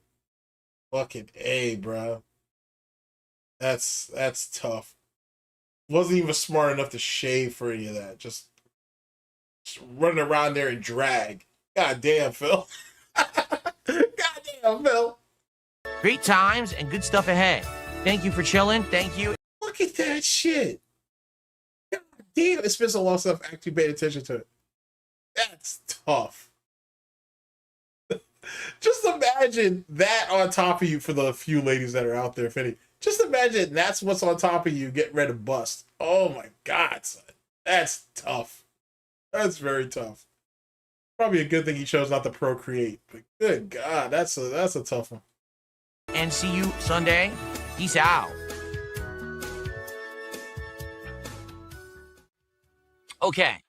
So guys, we're going to get set up for Tormented Souls 2. Jade, yes, I see what you're saying. Jade says that basically he's afraid to talk now in the chat because YouTube made this change. I hear you, Jade. And what sense does that make, Jade? Everybody already knows who you are and shit. Like, what the fuck? You've been sitting around in this shit for over an hour. Now you're afraid to... Alright, bro. Alright, bro. I kind of need to give you a pass given your positioning and shit. So I guess, but come on, dude. Like, I need you to lock in, Jade, a little bit on this one. I need you to lock in. sorry about it. I would recommend that you do change your channel name to just say Jade. That way people will know it's you. Because you're right, it's the channel name. It's messed up that they did this without asking, without telling anyone. You know, it's pretty effed up, actually, in my opinion, that YouTube would just do that change without asking anybody. Another thing too, small Call of Duty segment. You know what? I'm not even gonna do that so much. But for any of you guys who watch Sally the dog, I love that guy's content, by the way. I didn't know that there was a collab button on YouTube, so you can literally link all of your channels onto that one collab thing. So whenever you post on one channel, whatever channels you've grouped up into it, let's say that you've grouped together, it'll pop up essentially that all channels will promote it. That's kind of neat. I didn't know that. That's pretty neat. Wonder how that new PC is working out for him. I'll check look. Anyway, sorry about that. That was random as hell. That's random as hell. Okay. So let's get ready here. Let's get all the lighting off and changed.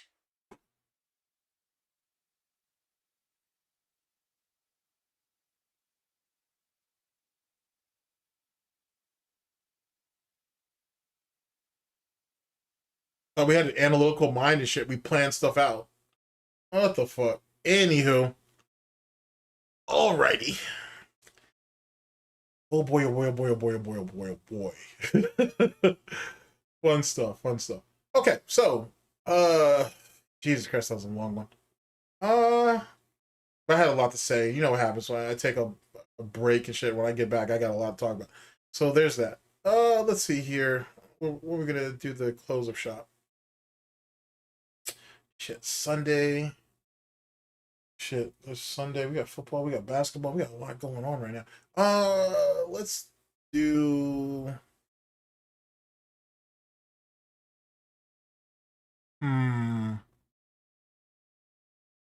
The food.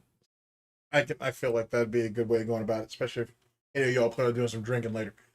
Okay, so let's go ahead and close up shop. I'll give you guys final thoughts on it. I will let you guys go because I would assume by the time this comes out, this DSP Wings situation should probably only a few hours out. So, excuse me. So what are our thoughts? Big ups to Chio, by the way. And big ups to Raw Phil, big ups to Diggs. So, like I said, keep your expectations low for what happens later on today. I don't know what it's going to be. I don't know what it's going to be. But I'd say just keep your expectations low. I assume for most attractors it'll be all hands on deck. So if there is any bloat, people will cut that up and cut that out. So that's the thing. I don't really. The funny thing is, the more that DSP and Wings have in common, the more that they don't. So I don't really. I mean, the only real common denominator that they have that I really want to hear them talk about is their trolls. That's really all I care about. If they have any actual really good war stories that we haven't heard already, I'm trying to just hear that, and that's it. I don't think Wings is going to go out of his way to shit on Keem and Boogie. He might, but I don't know if that's something that he's going to do, or if even if he did do it, it was going to benefit DSP. I couldn't tell you. I will say, now that I think about it, I heard that Wings admitted recently that Woody hasn't talked to him, or won't talk to him, I should say. They haven't spoken since that one stream they had. I did a video on that too. The same one that, Wings calls his sister a whore. He doesn't call her a whore, but he basically describes her as such. And the fact that Kelly don't like her and all that bullshit. It's all in there. But apparently since that stream that they did together, that last one, they have not spoke. And Wings is actually kind of upset about it. He's really kind of saddened at the fact that he can't get Woody to talk to him. And he said that he has apologized to him publicly and privately numerous times, and Woody won't budge, as Woody shouldn't. You don't let people treat you like shit because of lame ass reasons like depression or whatever the fuck, or you ran out of your Lexapro or whatever the case may be. That's not an excuse. It's not a reason. If anything, it's just giving them consent to be more malicious. So I don't know what really could come out of that outside of a troll situation. Neither one of them are really going to vibe in the way they think they do. If anything, if it does go south, then that means that both of them can stop talking about it. Because, truth be told, neither one really brings anything to the other person to help enrich their life or their content. It is what it is. But that's just my opinion. We'll see what's what. DSP obviously has a stream today on Sunday when I'm recording this. So the next video might be this. And then I want to have the actual interview for you guys on Friday, which would be Halloween, but I already have something planned, and one or two people already requested it, and I have it, so I'm gonna do it. And so I got that coming out for Halloween, kind of like a special edition type thing, maybe, sort of, we'll see. But it's a thing, and that'll be out on Sunday. So we'll see. I don't know. I'll push it to like next week or whatever what the actual interview is. But I'll be talking about it to the lead up to Halloween and whatever fallout comes out of it. So that'll be fun. In any case, thank you guys very much for listening in. I very much appreciate it. And I'll catch you guys for the next one of these whenever that may be, hopefully sooner than later. Ladies and gentlemen, this has been the Snort Report. This has been DSP News, always late, never breaking, unreliable coverage that you can't count on. Oh yes, a GTG Network of Productions. Oh man, for Tim Snorton's Hard Snorts Gin and Tonic, SnortBucks Coffee Company, the best beverage company, and the Snort Report at large, and all of our affiliaries, all our affiliates and subsidiaries. Sitting there mixing two words together. I've been your host /Anchor GTG, and I'm signing off. Take care of yourselves, people. Take care of yourselves, and I'll catch you guys tomorrow, like Raw Phil or whoever is gonna be restreaming it. But I'll catch you guys then, maybe. All right, take care of yourselves, Peter. Take care of yourselves, people. Later. Stomping anybody, so make your choice right. Select to make your first pick. 10, 9, 8, 7, 6. Choose and pick the best one. 5, 4, 3, 2, 1. Select to make your first pick. 10, 9, 8, 7, 6. Choose and pick the best one. 5, 4, 3, 2, 1.